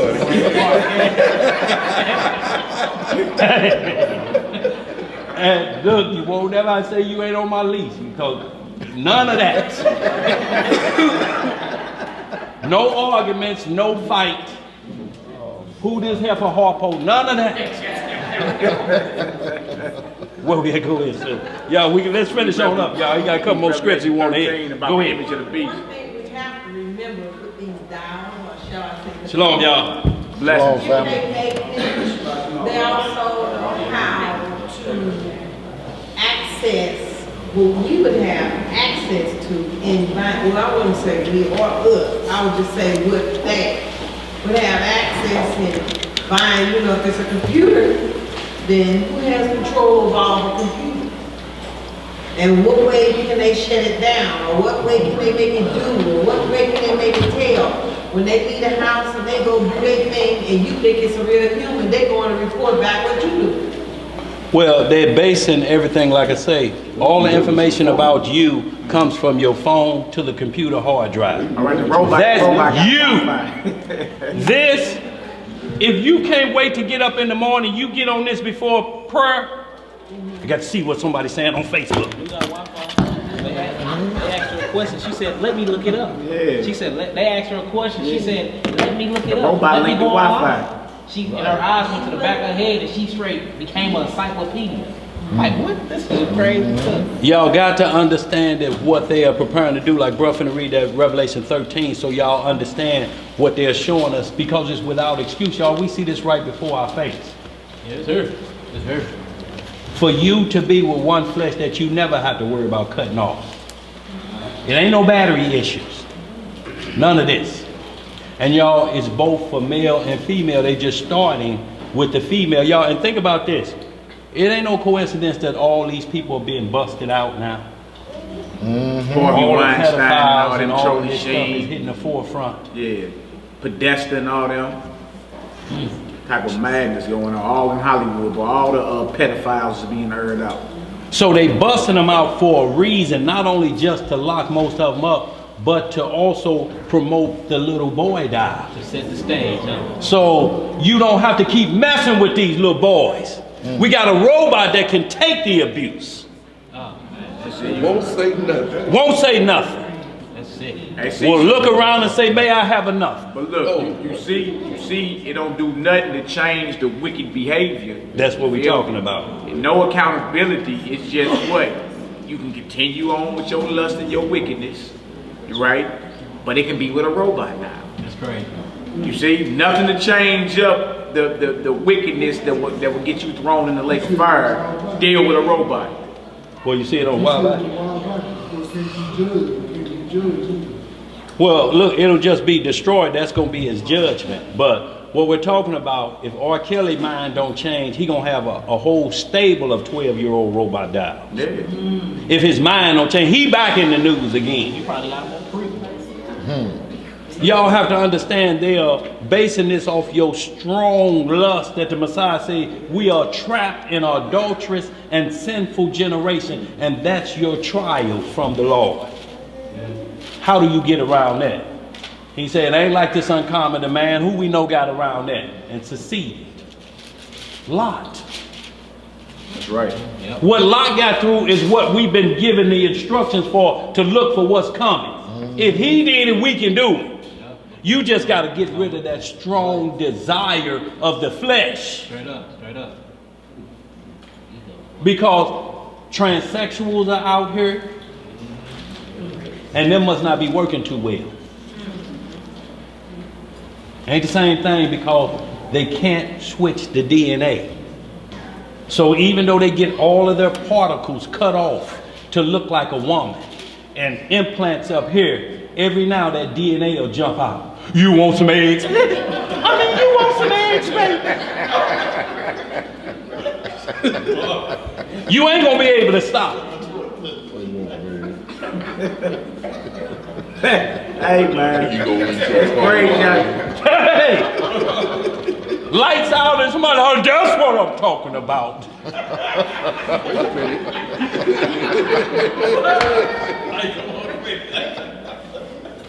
Hey, y'all.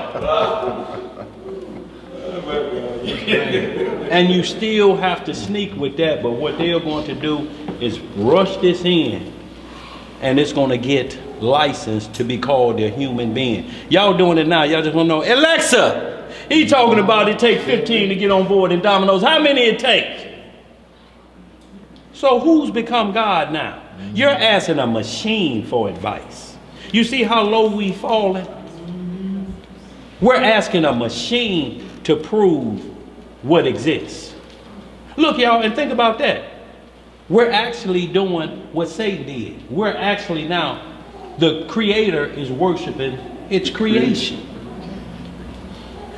Get up and leave this at home and see if your mind be tormented. Oh, you turning around. You going back to pick it up. Damn, I can't be late no more. They told me I can't get no more points.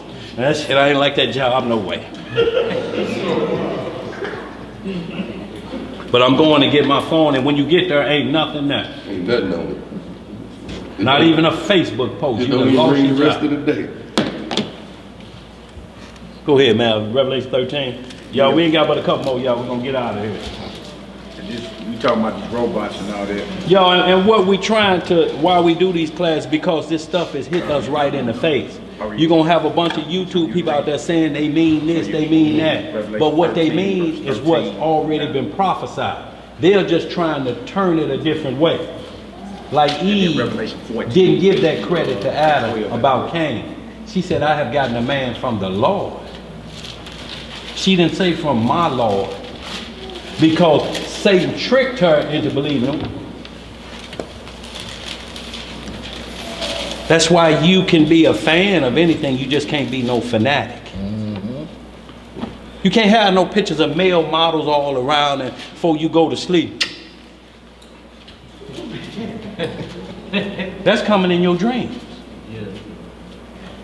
That person could be married or whatever else, but what happened is you have now introduced yourself to an idol for love.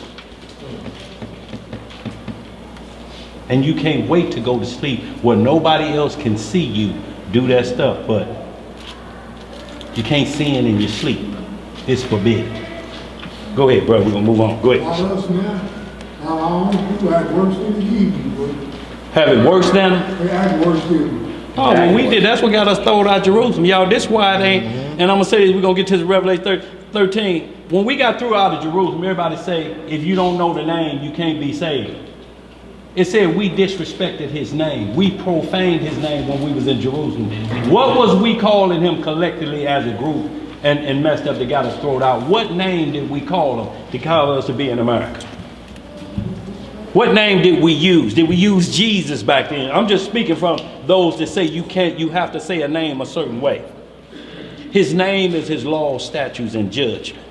We said we was his representative. When you see me and I'm coming in the light, I'm coming in the image of the Father who sent me through his Son. That's the name you're coming in. But when you be seen doing all of this over here, they say you coming in the name of the devil.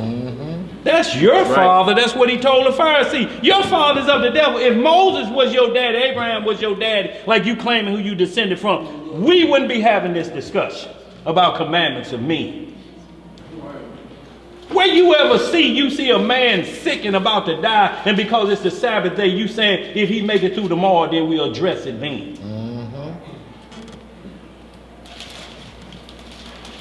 It says, just like meat is more than the raiment, so is life more than that day if you may die before you get to that day. If you starving and you got to eat, all throughout the scripture, it say eating is allowed under certain situations. You can't take advantage of that. Oh, I get a pass on that dog. No, you can't take advantage of liberty. That's liberty.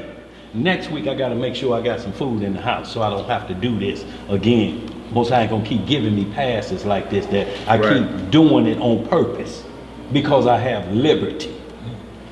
But y'all, we got to understand the power that he's making you immortal. And being immortal, you can't be immortal to back to sitting like a robot and don't do nothing on the Sabbath until you're here. Don't move. It is the Sabbath. Don't turn on that furnace. It is the Sabbath. Don't drive that car to pick up your mother who's stranded on the road. It is the Sabbath. Don't change that baby. Let that chaff pile up. Don't feed those children who haven't eaten in 3 days. You think that that's what the Sabbath has got us doing? The Sabbath was made for man, not man for the Sabbath. That don't mean you can break it, but understand what it means. If you ain't around, what the Sabbath gonna do for you? Let's get it, y'all. What we at? Revelation 13? We got that. Use that. Revelation. Y'all, we ain't got but a couple more, y'all. We be out of here. Revelation 13. Revelation chapter 13, verse 13.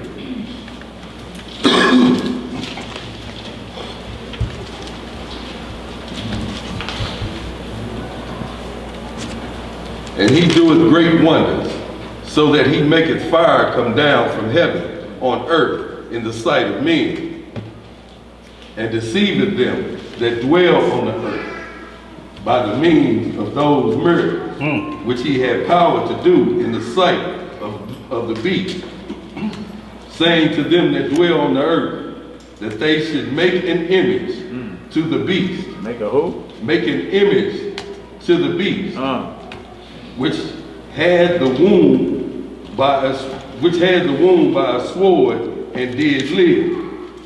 And he had power to give life unto the image of the beast, that the image of the beast should both speak and cause that as many as would not worship the beast, the image of the beast, should be killed. So you got, break it off, Dan. You got the. So you got an image of a beast been given how to speak these words, and as many who would not adhere to the beast should be killed. So when this thing gets set into motion, it's going to be asking all of whatever you have to do with this society is going to be of the beast. When you go try to buy, sell, or trade. Yeah. Who is the beast? That's your password now. Type in the beast signals. Type in the beast code. And when you don't, or you try to type in somebody else's code, just like they swoop down on you now, they will swoop down on you and they're going to put you to death. Save he that had the mark of the beast or his name. So y'all, we got to be understanding that this thing that's coming forth is to take over for mankind. It's going to solve the lust. We'll give you a woman so you can leave them children alone. We're going to put NAMBLA down. NAMBLA. North American Man Boys Love Association. There's a club out here that seeks out boys under 9. NAMBLA. NAMBLA. NAMBLA. Right, it started, like you say, it's the Roman Catholic Church is another NAMBLA. But y'all see, it's just going to get to the point that where once this image of this beast acts like God, then it has a whole, there'll be no problem with you accepting the robots as humans. Turn up. Right now, they're pulling everything in there. Boys, dogs, animals, everything now. Bestiality, same sex, all of that's coming together to match up just like it was in Genesis 6. When you get into that book of Enoch that he just read, you're going to see, not only that, it was men mixing with beasts. 61 chapter of Jasher. Edomite son Zepho killed a half man, half beast. Read about that. It was eating up all the cattle. Zepho, the same Zepho you read in Genesis 36, and there the sons of Esau. That one killed a half man, half beast. Because they're right now trying to get chimpanzee human rights. And in some places they already have human rights. So I can be at the altar with both. Somewhere that Mexican marry his alligator.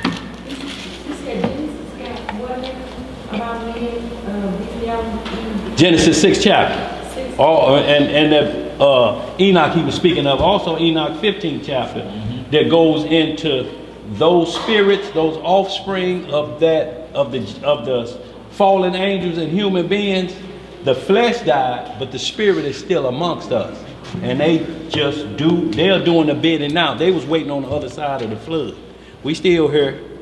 And right immediately attacked Ham, who attacked his father's wife, Noah's wife, and uncovered his father's nakedness. When the law says the man that uncovered his father's nakedness have slept with his wife. Ham was the first MF off the boat. He had his way with his father's wife, which if it wasn't his biological mother, it was still considered his mother. If it was his stepmother. He uncovered his father's nakedness. That's what the law say, uncovering a father's nakedness. You are MF. A mother for unlawful carnal knowledger. And whose word is that now? That they're taking over from everybody on planet Earth. Who say MF more than anybody? Every generation. Shaft was a bad. Yeah. All throughout this new rap, mother this, mother that. That word, just like 1 Corinthians 5 say, ain't been found in the Gentiles that they talk about if a man should have his father's wife. And we talk about that. They even got jokes. All of these three people on the cliff and they got pushed off. When it got to the brother, Mofo is in there. If y'all watched last week's Lucifer, Mofo came up. He was saying it beforehand, and then his mother, who's supposed to be his mother in the episode, was lusting and came on to him. But they used that word before she committed the act. And she said, what are you doing? This is what we do. This is why your father threw me out of heaven too. I was just a piece on the side. That's all I am really am. I ain't really your mother. Come on with it. He trying to fight off. But he's using the word mofo before that scene comes up. Curse be the man. That's why it's a curse word. when you call somebody, you got to be careful that that's a curse word. Curse be the man that lieth with his father's wife. Deuteronomy 27:20. Curse be the man. So that's why it's a curse word. You black mother, you don't know what you're saying. You black, you asleep with your mama looking. That's what you're saying. That's a curse word. And when you label it on people, you actually really are truly pronouncing a curse on them. Can't stand your black mother. Putting curses on them. And if y'all watch these shows, y'all, these shows are out here and in full fledged, and every one of them put in a homosexual scene so that right now you're being programmed to start to tolerate this. Unless you're going to throw your TV out the window. Well, you throw that out, you got to throw this out too. You can't get rid of that TV and watch TV on here. Because it's going to be on here too, the same thing. You'll open it up as soon as you get to Google, it may be two men kissing. What you going to do? Get rid of this? Man, I've been trying to call you. What happened? I threw that damn phone away. As soon as I opened up Google, that was on there. Y'all, this is what they are getting us comfortable with. Of seeing decadence at its highest level. And you're in the world, but you can't be of it. Y'all think the Most High treating us unequal? No. Because when we had all of everything in our own land, guess what we did? We invited that into our land. Y'all come on in here and defile this. So just like getting kicked out of the garden, got kicked out of paradise the same way. And that's why we're here. To try to clean up our act so we can go back home. Not with that same baggage though. Here, you finished that Revelation 13? You want to go over there? I want you to just read some more. Yeah. Yeah, we ain't got long. Verse 16. Uh-huh. And he causeth all, both small and great, rich and poor, free and bond. So, did he leave anybody out? Is anybody left out of here? Go ahead. To receive a mark in their right hand or in their forehead, and that no man might buy or sell, save he that had the mark, or the name of the beast, or the number of his name. So one of these three you gonna have if you want to buy, sell, or trade. Already you getting it right now. Hey, excuse me, that card has the chip. Yeah, it got the chip on it. Stick it in this way. And notice how the buzzer is. The buzzer is the buzzer of decline.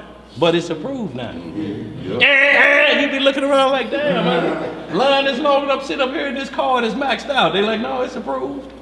I'm like, why don't they fix that buzzer? Shit, have a bell ring like on Family Feud or something. Dun, dun, dun, dun, dun, dun, dun, dun.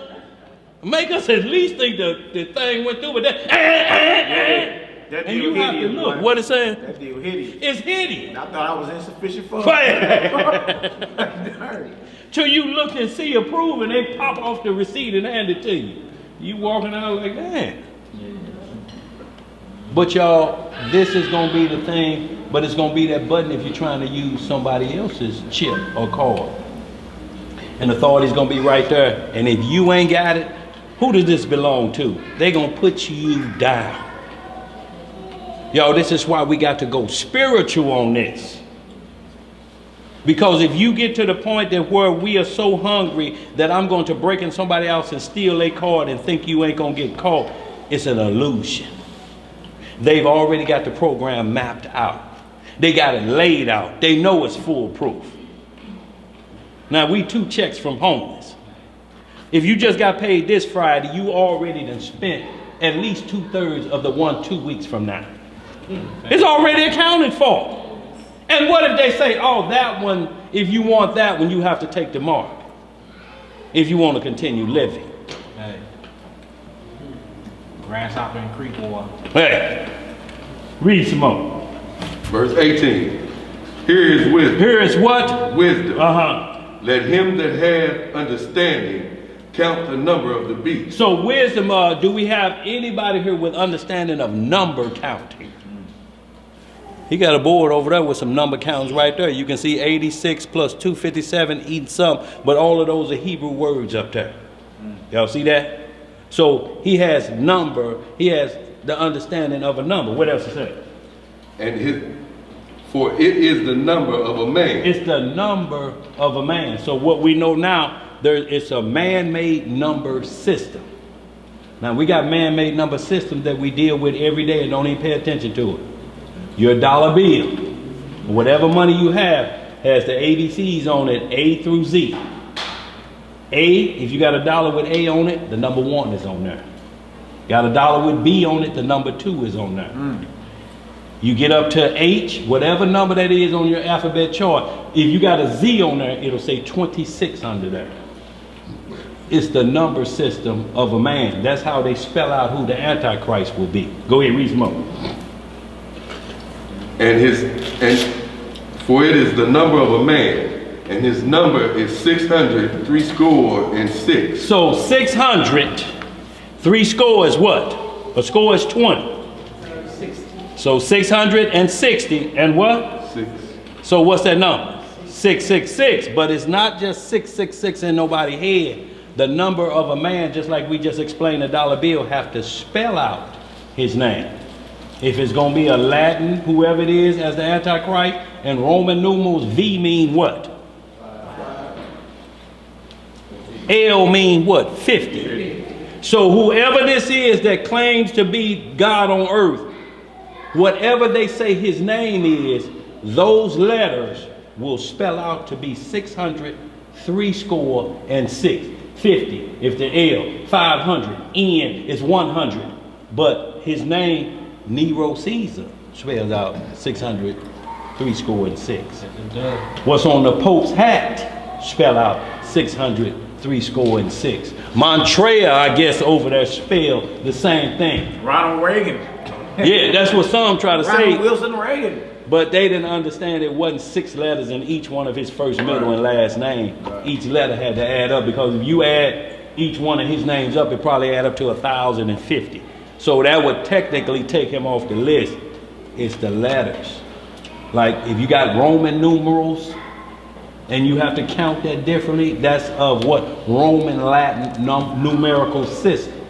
So whoever get ready to introduce the Antichrist, that number system, whatever he has on his crown, because they're going to mirror Exodus when the high priest had the name of the Father in their banner, in their bonnet, or what's that head wrap they had right here with his name. And who tried to mirror that was Hulon Mitchell, the one that called himself Wrong Way Ben Wrong Way.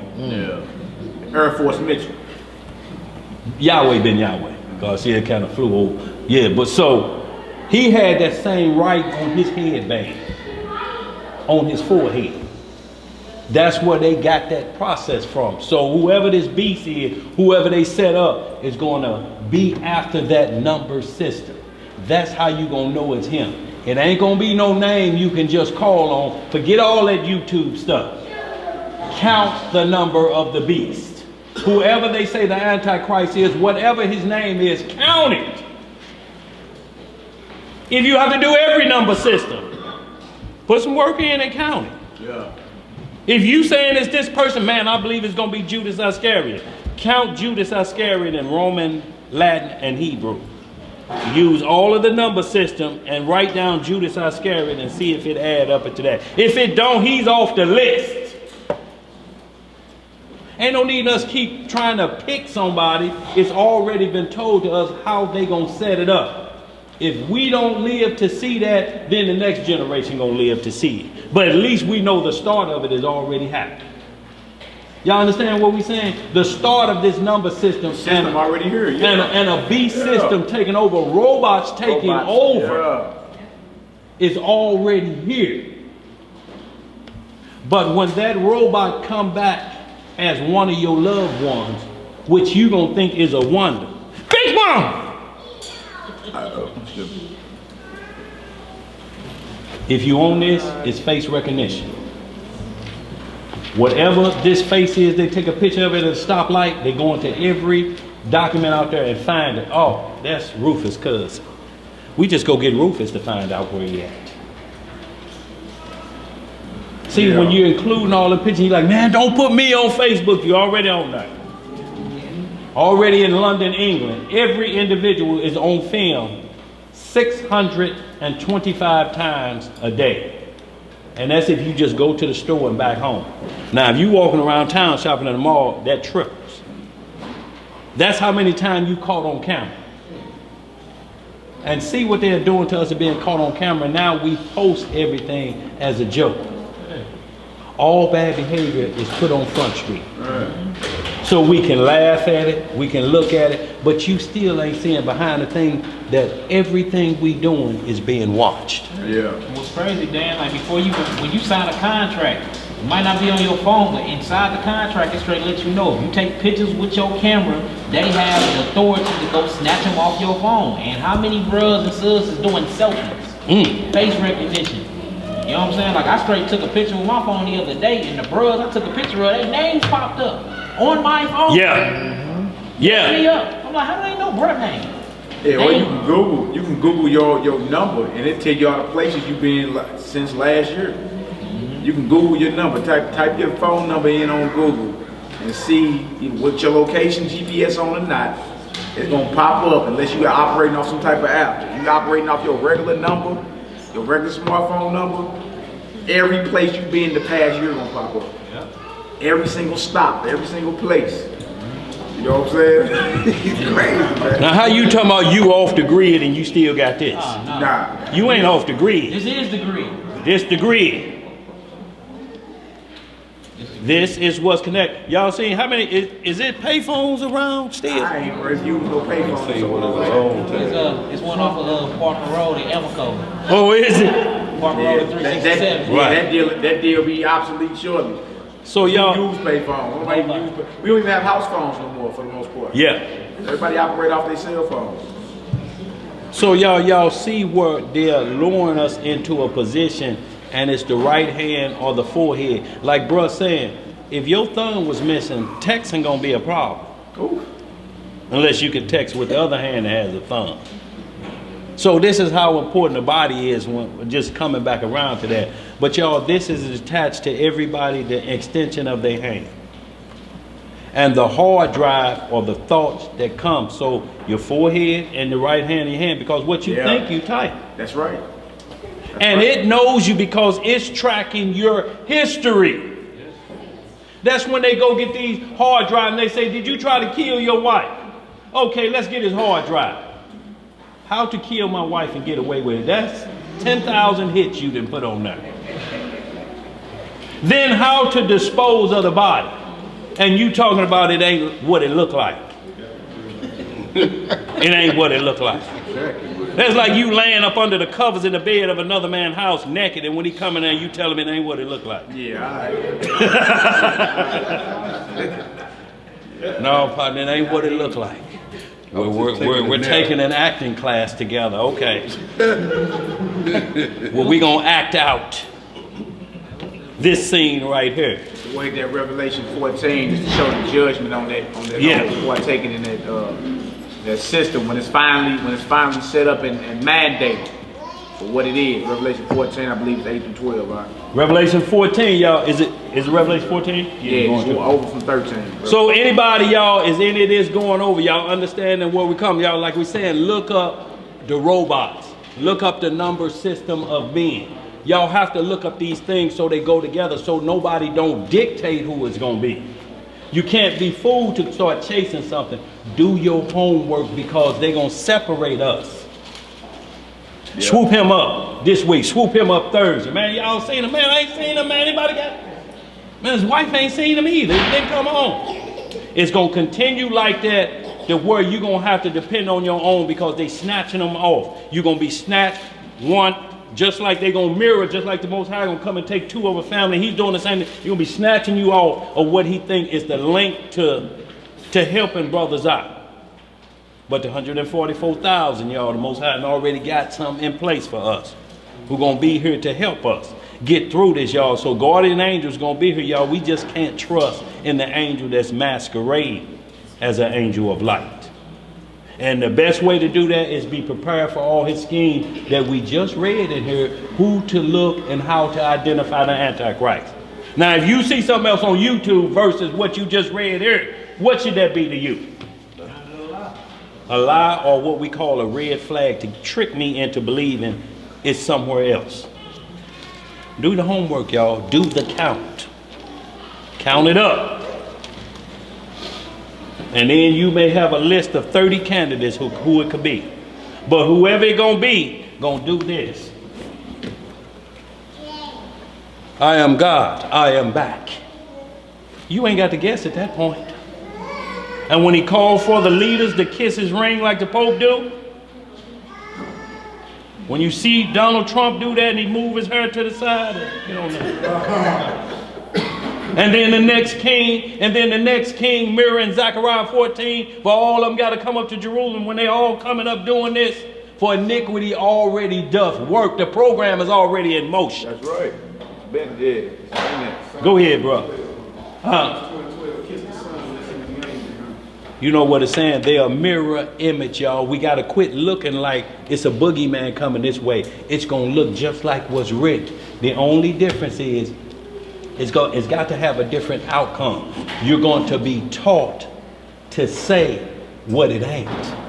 It's like a lie. A lie ain't going to never be the truth. A lie you have to rehearse. Anybody ask you, man, I was at that 7-Eleven on Kings Highway in Natural Breed. There ain't no camera in this. There ain't no 7-Eleven on Kings Highway.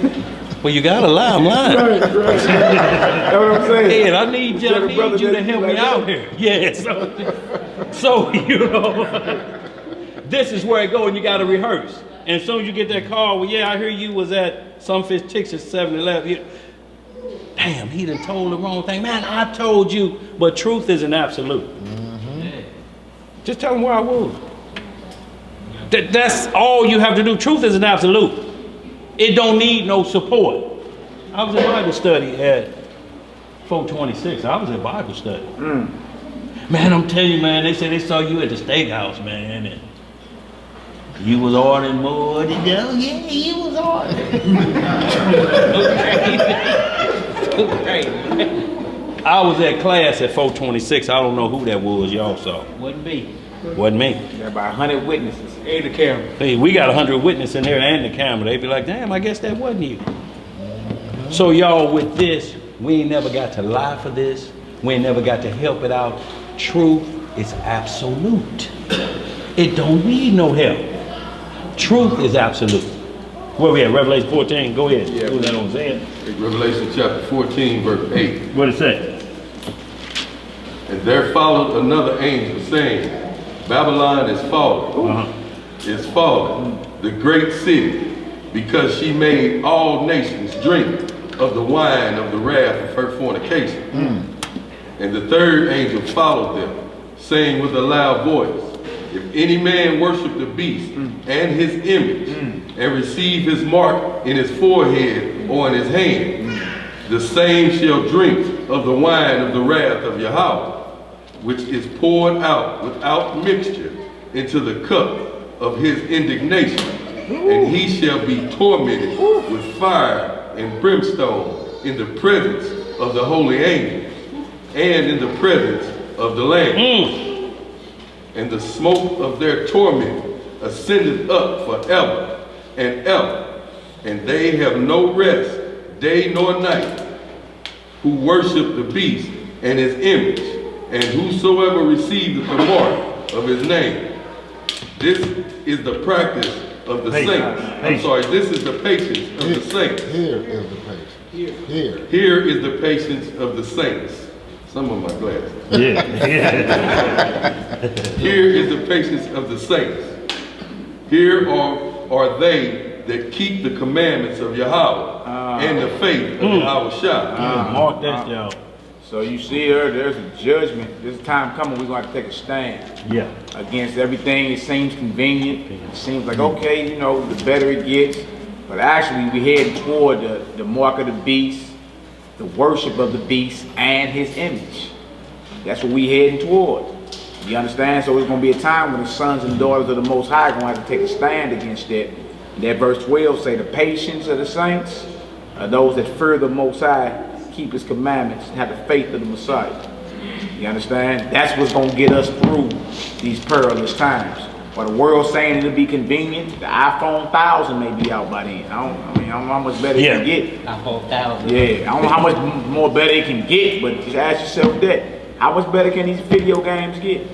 Call of Duty. How much better can the cell phone technology get? Where does it stop at? Is there a ceiling that's going to hit? Right. Or is it going to keep getting more and more better until you in sync with AI, artificial intelligence? What's on the back of this iPhone? And what's gone out of it? So is it the tree of good and evil again? We right back here, y'all. A bite out of the apple. They bit the apple. This knows all what's righteous because you can pull up every law and every chapter and verse in the Bible on here.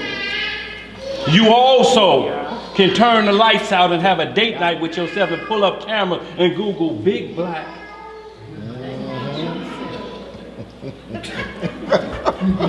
Good and evil. Let them come for you Googling good. How do I identify the mark of the beast? Give me the number systems of the people. At least when they come, that's one of them saints. We're going to have to test them and then put them to death. No, that's common. But at least let them know what your phone is about. And you ain't shamed when they get this. This artificial intelligence is way bigger than what we've been making it, though. Like, it's all coming to the front. Everything is coming to this new era of technology. Everybody talking about quantum physics. Everybody trying to merge science with spirituality now. Like this artificial intelligence is hand in hand with this anti-Messiah stuff. And y'all, this is what we have to understand, y'all. See, they got us thinking that we're going to a Garden of Eden that looks like Grant's Farm.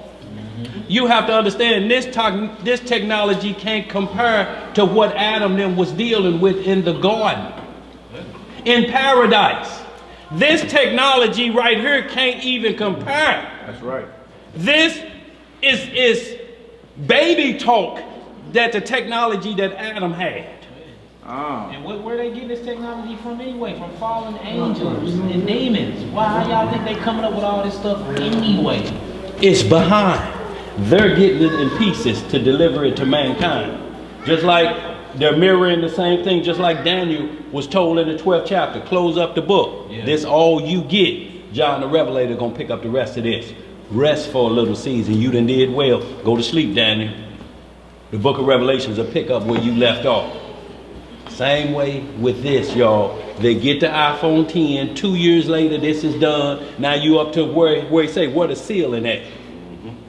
The ceiling gonna be the phone in your hand. Yep. Yeah, you gonna be on your wrist. You gonna be Android. They showed you that in Terminator growing up. Terminator 2, Terminator Judgment Day. Last Terminator came out was called Genesis. Right. They was like multi-dimensional in there, more like multi-dimensional beings or whatever. Feel me? The whole aim is for mankind, the image of the Most High, to be in sync with the beast. That's what's coming. That's what's coming. That chip that go up in you ain't gonna do nothing but morph your DNA. It ain't like it's just, you know what I'm saying, child's play. You dig, at that point, you're not even operating and regulating like the son of the Most High. Yeah, you in full lock and step mode dealing with Satan. You a son of the devil at that point. But those that had a faith of Messiah and keep the commandments, that's our power to get through it. You feel me? So while the rest of the world be smiling and looking at things as if it's like convenient for you, you dig, the saints will be like, oh no, I can't even deal with that. Right. I can't deal with that.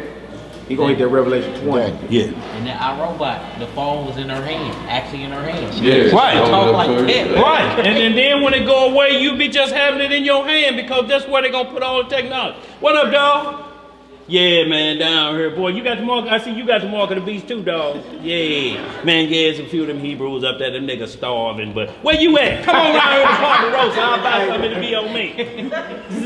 Yeah, I got a partner coming down here named Little Herb. Go ahead, yeah, take it out of there. Take it out of there for me. Yeah, I'm back, dog. No, you said just meet me on down here.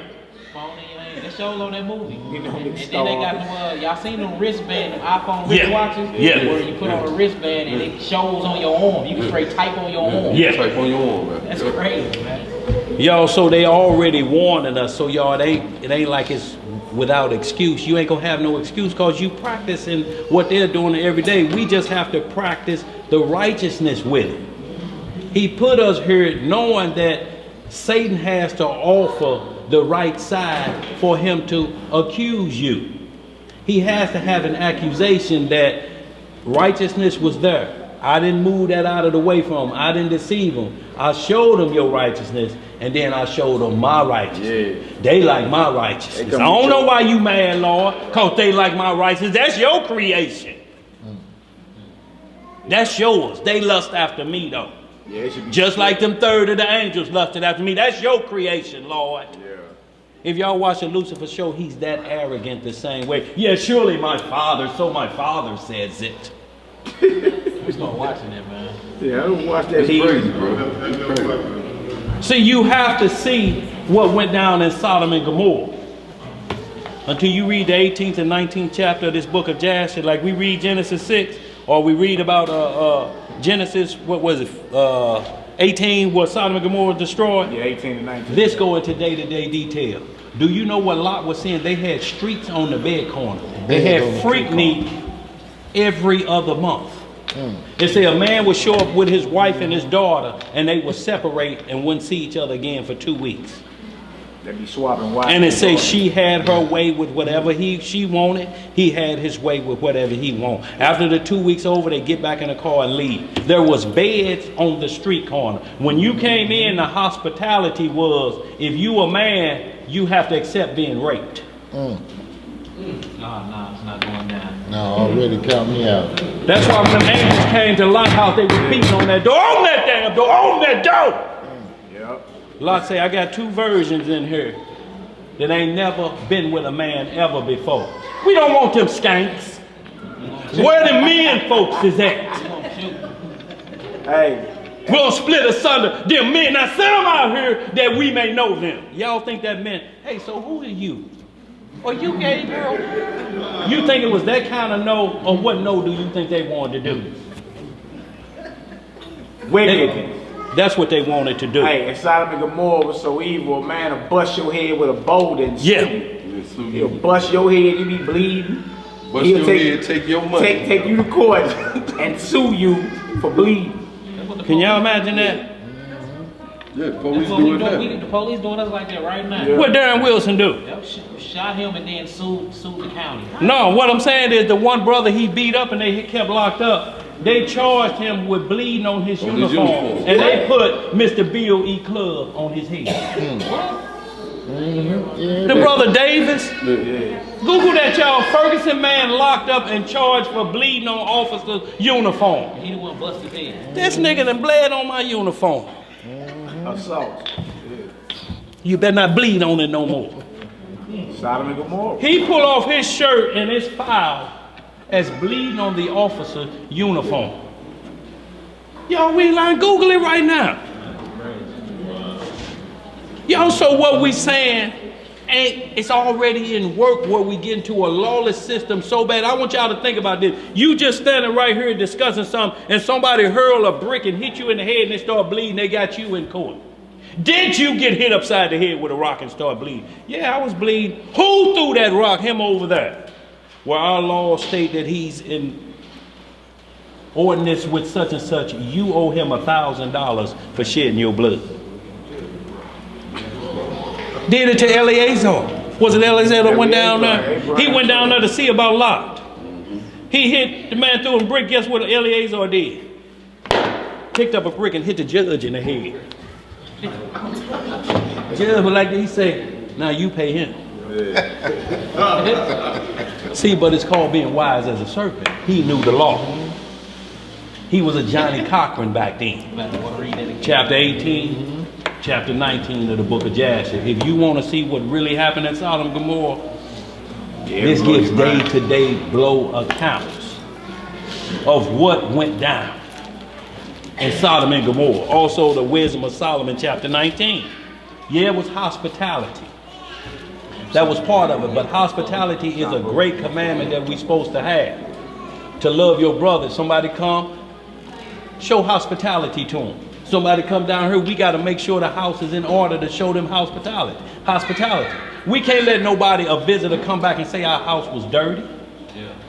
So y'all, we have to maintain and make sure they see a tight body, so when they go back, that's a nice family, I'll go back and visit them again. Hospitality is in every state. When you get to a new state, what does it say? Welcome to what? And when you pull over to the first rest stop, that's called a welcome center. Well, in Sodom and Gomorrah, the welcome upside the head and turn you around and snatch your trousers down and tie you to a bed like this. Now you can visit the city, you one of us. That's great. That hospitality, where excess now interests us. Where we at? We got two more scriptures. We got Revelation 20:4-6 and 1 Peter 2:9-11. Yeah. Which tells us to abstain from fleshly lusts that war against the soul. Y'all, we out of here. Anybody got any questions so far before we move on just the understanding, y'all?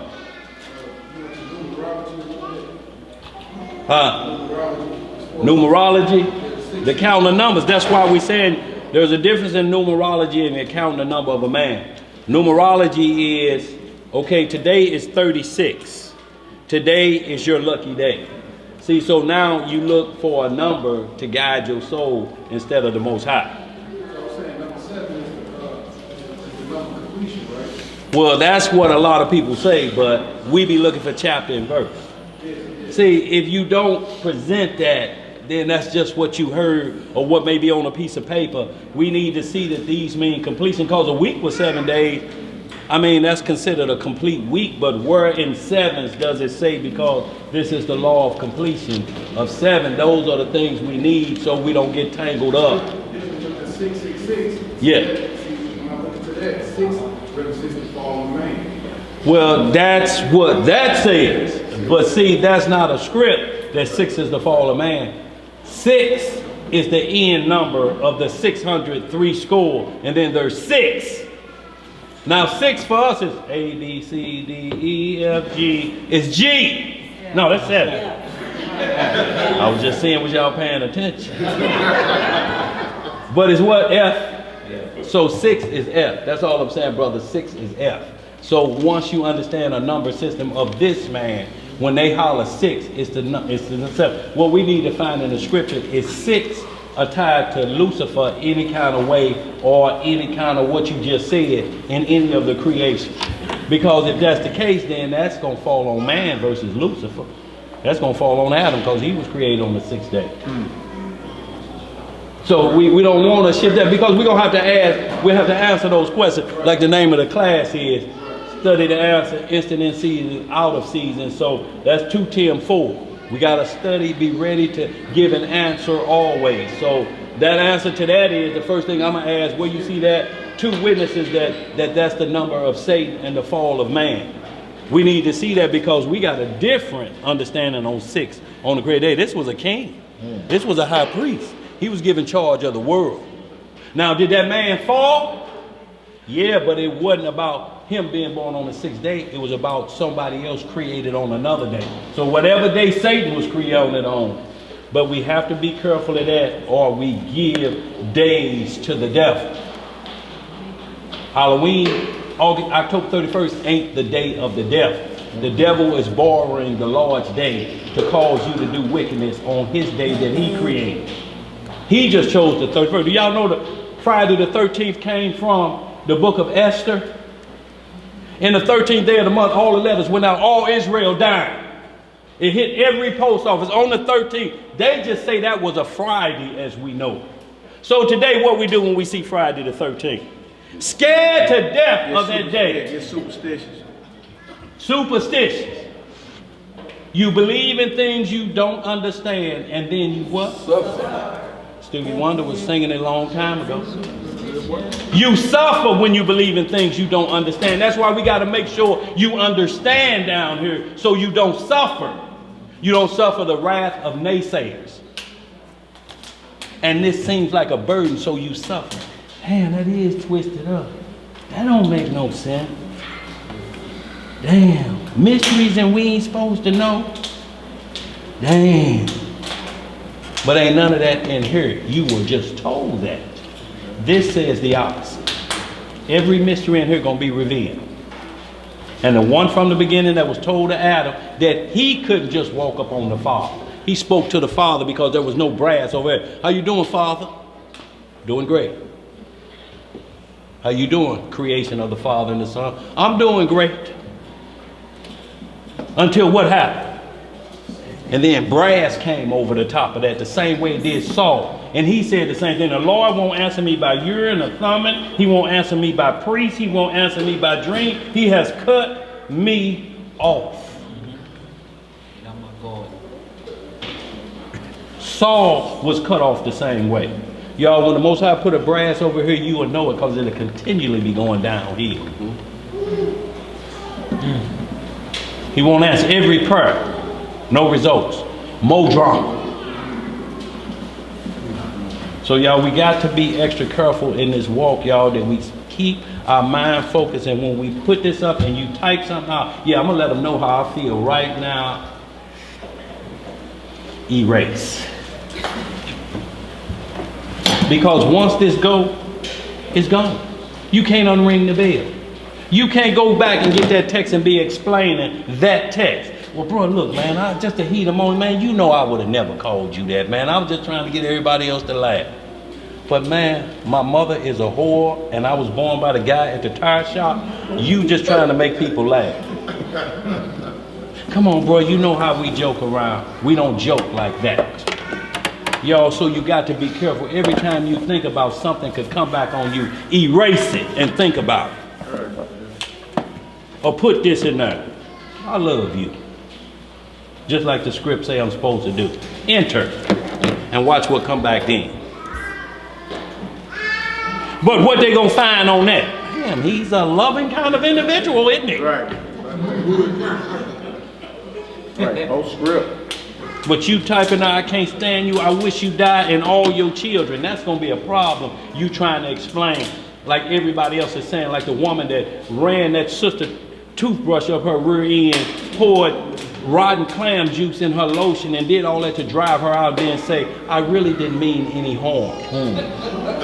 She got a throat infection and all of this, you didn't mean no harm. What you didn't mean that I didn't do anything that I thought would kill her. Yeah. She called the Jamaican Barbie. She was so jealous because of the girl's beauty, she just started doing stuff to her. Can you imagine? She stuck that woman's toothbrush up her rear end and put it back in her rack. She spit in her coconut. She spit in her coconut oil that she rubs over her skin. And guess where they caught her at? Where is this at? She put it on Facebook. Just Google Jamaican Barbie. Just Google it at the college. It's 2 weeks ago. Yeah. I ain't heard about that. But this how they called her. I ain't been on Facebook. The devil told her, now brag about that. Ain't nobody gonna believe you did nothing like that. You run a toothbrush up your rear end and put it back. Who gonna believe that? You better put that out there now so they can believe it. And they say the girl was carrying boxes while she was moving and people stopped her in the hall. Did you see what she just put on there about you? That's how it got caught. But she had went to the university and told them, something is wrong with me. Something is happening. They're like, we don't play that around here, next case. But now they scared of a lawsuit. They suspended the woman and she's going to jail but can only face 6 months for the charge. Oh, rape, hate crime now. So it can go up now because she used the word, I'm getting rid of the Jamaican Barbie. So hold on, so she put the girl's toothbrush up her butt. Yeah. Spit in her coconut oil. Spit in her coconut oil, put spoiled clam juice in her lotion and stuff. And this the worst part of it. Took her personal woman's items and rubbed it all over her book bag. After while she was doing that time of the month. But this was called her, y'all. Facebook called her. Because she couldn't tell it she had to tell it. So the girl got like infection and stuff? Yes. She was having sore throat, so she didn't know why. Bad bacteria. But she knew about the word. Plumber didn't know this. She was getting sick. That's when she moved. Wow. How she don't know that went up her rear end? Oh, she put up her rear end. Yeah, not a virgin, not of the Jamaican Barbie. No, boy, what you saying? She just still laying there. She's like, oh, I feel a brushing feeling. No, she wasn't like So that. old girl was leaving, and that's when she posted because she thought she was gone or something? Yeah, she was moving out. Yeah, moving out. Posted the stuff on Finally run Jamaican Barbie out. So while she in the hallway, they like, look at this. Yeah. Wow. And what did you say Friday the 13th was? Well, when you get into the book of Esther, I believe it's the 4th chapter, on the 13th day, it was a hit. Jacob actually did a really good lesson on the assassination of Israel and nations that come against us. And in there, wicked Haman had convinced the king that Israel is the problem. We need to get rid of all of them. But the same thing happened in Egypt with us. So they had sent a letter to everybody, and they said on the 13th of this month, we killing them, we're going to wipe them off planet Earth. All of the people say that happened to be on a Friday if you look and calculates the time back when the 13th happened on that day. So now when we hear the 13th, all of us in here have a different explanation for Friday the 13th. What we say, something's supposed to happen bad on Friday the 13th or on the 13th. So instead of understanding it's just the 13th and the 14th coming and it's the day after the 12th, we start fearing a day of the Lord and turn it over to Satan through superstition. So caught up in superstition that your friend will let you walk 10 miles, cross what they say a crack or a pole, and then tell you, I didn't tell you, you crossed that pole back there at the store. Yes, you did, remember, because you went on the right side because I was standing there. And this person walks all the way back and walk around that and comes back. For what? Who broke a mirror in here? You got 7 years of bad luck? Huh? Who? What you got, bro? No, I was on the 13th. I always looked at Yeshua and the 12 disciples. So I compared that to the 13th. So I never looked at it being bad. The 13 disciples? The 12. 12 disciples. Big equals 13. Absolutely, but a witch's coven is 13 too. A witch's coven is 13 too. Yeah. So all witches' covens is 13, but they are copied. But the Messiah don't use the word 13. He used the word 12. Satan used 13. The Arthur Koestler, the imposter that said there's an imposter Jew, he called them the 13th tribe, not the 12. Because when you get into Genesis 36, it's 13 tribes of the dukes and teens, and Duke Earl, and Duke this, and Duke this. When you seen trading places, those were the dukes. Didn't they tell you right in your face? We're the dukes.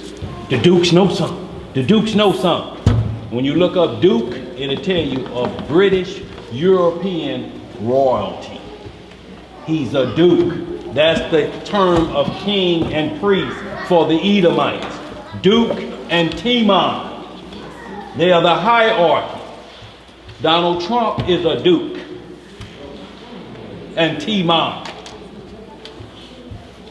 The rich of parts of Esau, these are the heads of them. And he meeting with his other Duke and Timon partner, the Russian boy. Vladimir. That's loaded with money. They say he worth $240 billion. Oh, Vladimir Pope. That's what they say. Whoa. The richest man, that's the richest man in the world. Well, you know, outside the Rothschild. Yeah, because see, they still count money. They're talking about the richest man that can count money. Rothschild and Rockefeller is not about money. No, they don't count. They produce the money. They make the money. You won't see them in a discussion about money. They set the standard for gold every morning. For gold. Yeah. The earth's money. When all this paper go away, guess what stays? Gold. But what they doing in the ghetto? Cash for what? Gold. You give me $5 worth of that gold, I'm gonna give you $10 of this worthless money. That's a good deal. That's a good deal. No, it ain't. I don't care what you got. You got a gold nugget, the first thing somebody gonna do is this. You can get a loaf of bread, a half a gallon of milk, and a pack of bologna. Oh, man. But you ain't gonna give him none of this. Where we at, man? Revelation 24 through 6. Ended with 1 Peter 2. Yeah. But abstaining from lust, and that'll kill that whole sex box epidemic. Yes. No, Revelation 20, verse 4 through 6. Yes, sir. White woman arrested for torturing black student she called Jamaican Barbie. Police have arrested a white University of Harvard student after she boasted online about harassing her roommate she called Jamaican Barbie by putting her toothbrush in places the sun doesn't shine. Brianna Ray Broku, 18, was arrested and charged with third-degree criminal mischief and second-degree breach of peace on Saturday for bullying her university roommate Chanel Jazzy Rowe. Rowe was not aware of the harassment until she discovered posts by Brochu on Instagram where her roommate bragged about spitting in her coconut oil, putting moldy clam dip in her lotions, and rubbing used tampons on her backpack for more than a month. Finally did it, yo girl got rid, this is what she wrote, finally did it, yo girl got rid of her roommate. The post read, I can finally say goodbye to Jamaican Barbie. And she up in the hospital trying to figure out what's wrong and what a sickness in her throat is coming from, and it's dried up feces. Bacterial infection. Bacterial infection. And not on that, moldy clam sauce. So when you rub lotion on, don't y'all know that go in your skin? Go straight to your blood. Go straight to your bloodstream. And clam dip. Think about that. The unclean. Clam dip.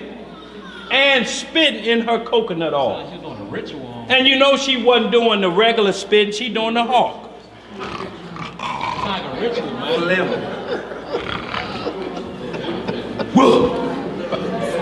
They're using her blood to rub. And then her menstrual blood, rub it all over her book bag and let her go out. And somebody, that do somebody. That's like some like some straight witchcraft. witchcraft. She's pretty, but she smell like Big Cat Country. Y'all been out to Forest Park? Yeah, we've been to Forest Park. Y'all been in Big Cat We know Country? about Big Cat Country. She pretty, but hey. Big Cat Country. Go ahead, boy, y'all. We got to get on out of this 5 o'clock, y'all. Revelation chapter 20, verse 1. 4. You said 4? 4 through 6, bro. Revelation 24 through 6. 4 through 6. Right to the point. Revelation chapter 20, verse 4. And I saw thrones, and they sat upon them, and judgment was given unto them. And I saw the souls of them that were beheaded for the witness of Yahweh and for the word of Yahweh, and which had not worshipped the beast, neither his image, neither had received his mark upon their forehead or in their hands.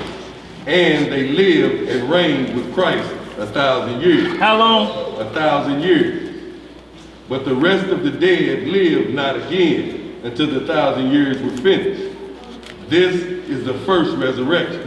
But you got a persecution of the faithful of God. Even though we got to take a stand, some brothers are going to be tortured or beheaded. Sisters too, for refusing to be in sync with the beast. You understand? So when you're looking at all these robots and you look at it like it's just cute, she has citizenship, all lives matter, you feel me? You're connected to your phone, you can't go nowhere without it. We promote the beast system right now. So you need to use it to work righteousness. Post scriptures when you be on Facebook. Post news articles about what's coming. That's right. You understand? But we can't in no way, shape, form, or fashion, once this thing is mandated, we can't, we got to be totally about it then. We can't have no parts of it. You understand? Because that's where it's going. That's right. You see, they're going to be so angry at first. The first to say it's a cause they're going to make those that get down. Then those that stand up, eventually they're going to be martyred or beheaded for refusing to be in sync with the rest of the world. You see that? but they gonna live with Christ 1,000 years. That's beautiful. right. One day with the Lord, 1,000 years. They priests, they kings, they all that. That's right. You understand? So it's a great reward. It's nothing to fear, but the time is coming where your very faith and belief will be tried and tested.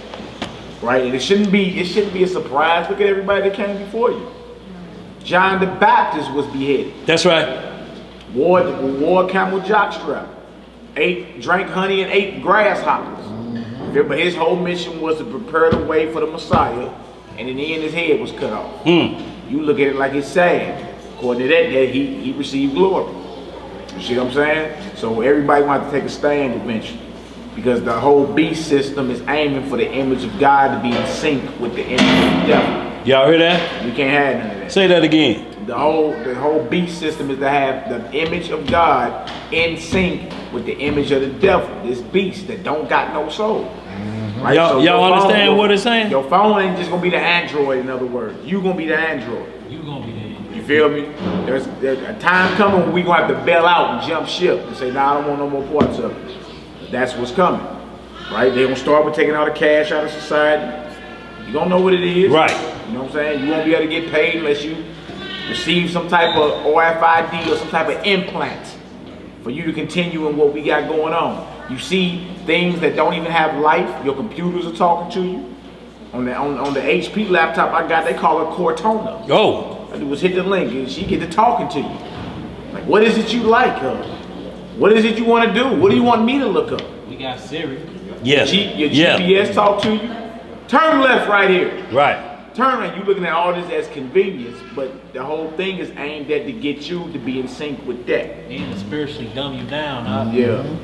Yeah, so that's where we at with it. But you see those that stand up get a reward to reign with the Messiah 1,000 years. That's beautiful. Yes, it is. And like you're saying, bro, on the GPS, y'all, it's good to use GPS, but it's also good to train your mind to look for landmarks. Yeah. No, when we came back here, it was a Big Bowen's wood shop over there. No, man, the Big Bob wood shop over there, man. Remember when we got on the highway right there? If you don't see that, you know you're on the wrong. But if you keep counting on GPS, when you get to certain places, what they say, man, it led me over here 3 or 4 times. I finally got back over here. How about GPS? You trying to escape and it leads you right to Klan territory.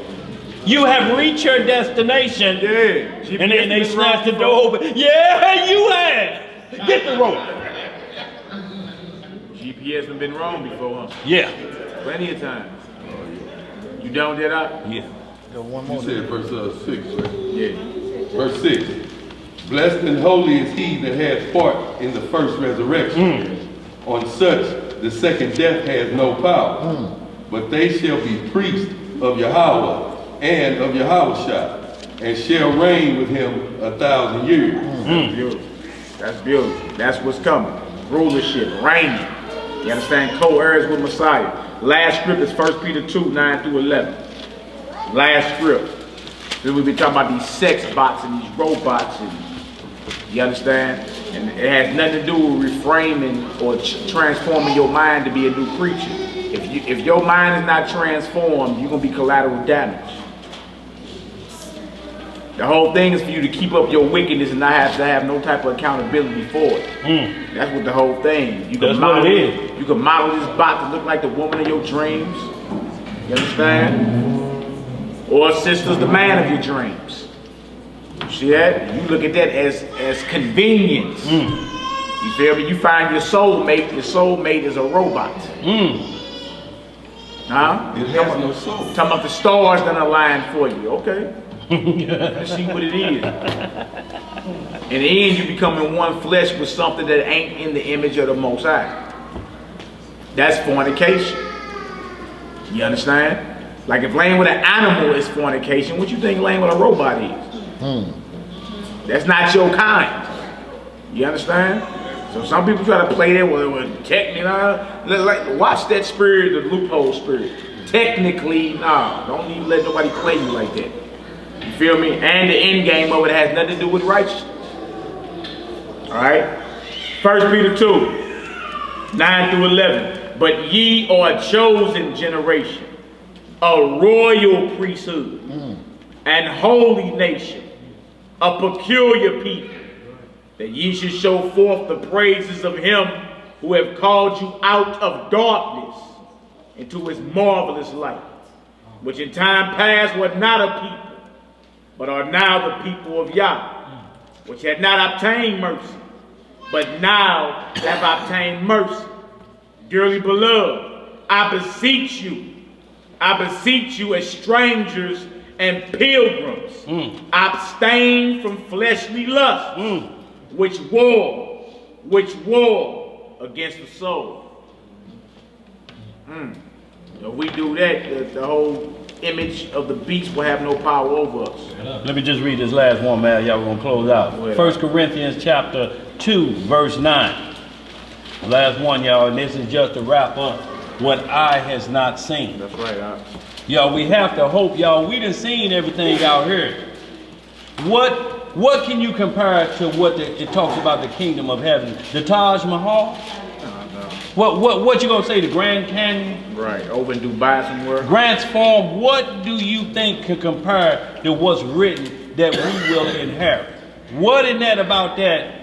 And they have plumbing issues in the Taj Mahal. What did you say, what?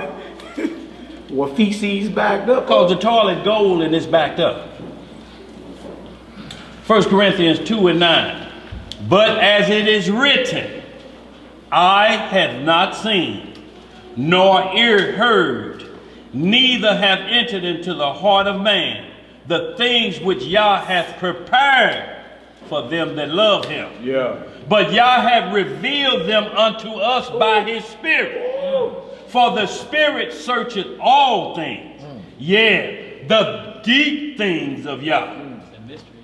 That's right. For what man knoweth the things of a man, save the spirit of man which is in him? Even so, the things of Yah knoweth no man, but the Spirit of Yah. Now we have received not the spirit of the world, but the Spirit which is of Yah, that we might know the things that are freely given to us of God. That's all I want to do, bro. Real talk, brother. All right, we're about to close out with a closing psalm. Any questions, any announcements before we go ahead, sister? Yes, Sister Courtney.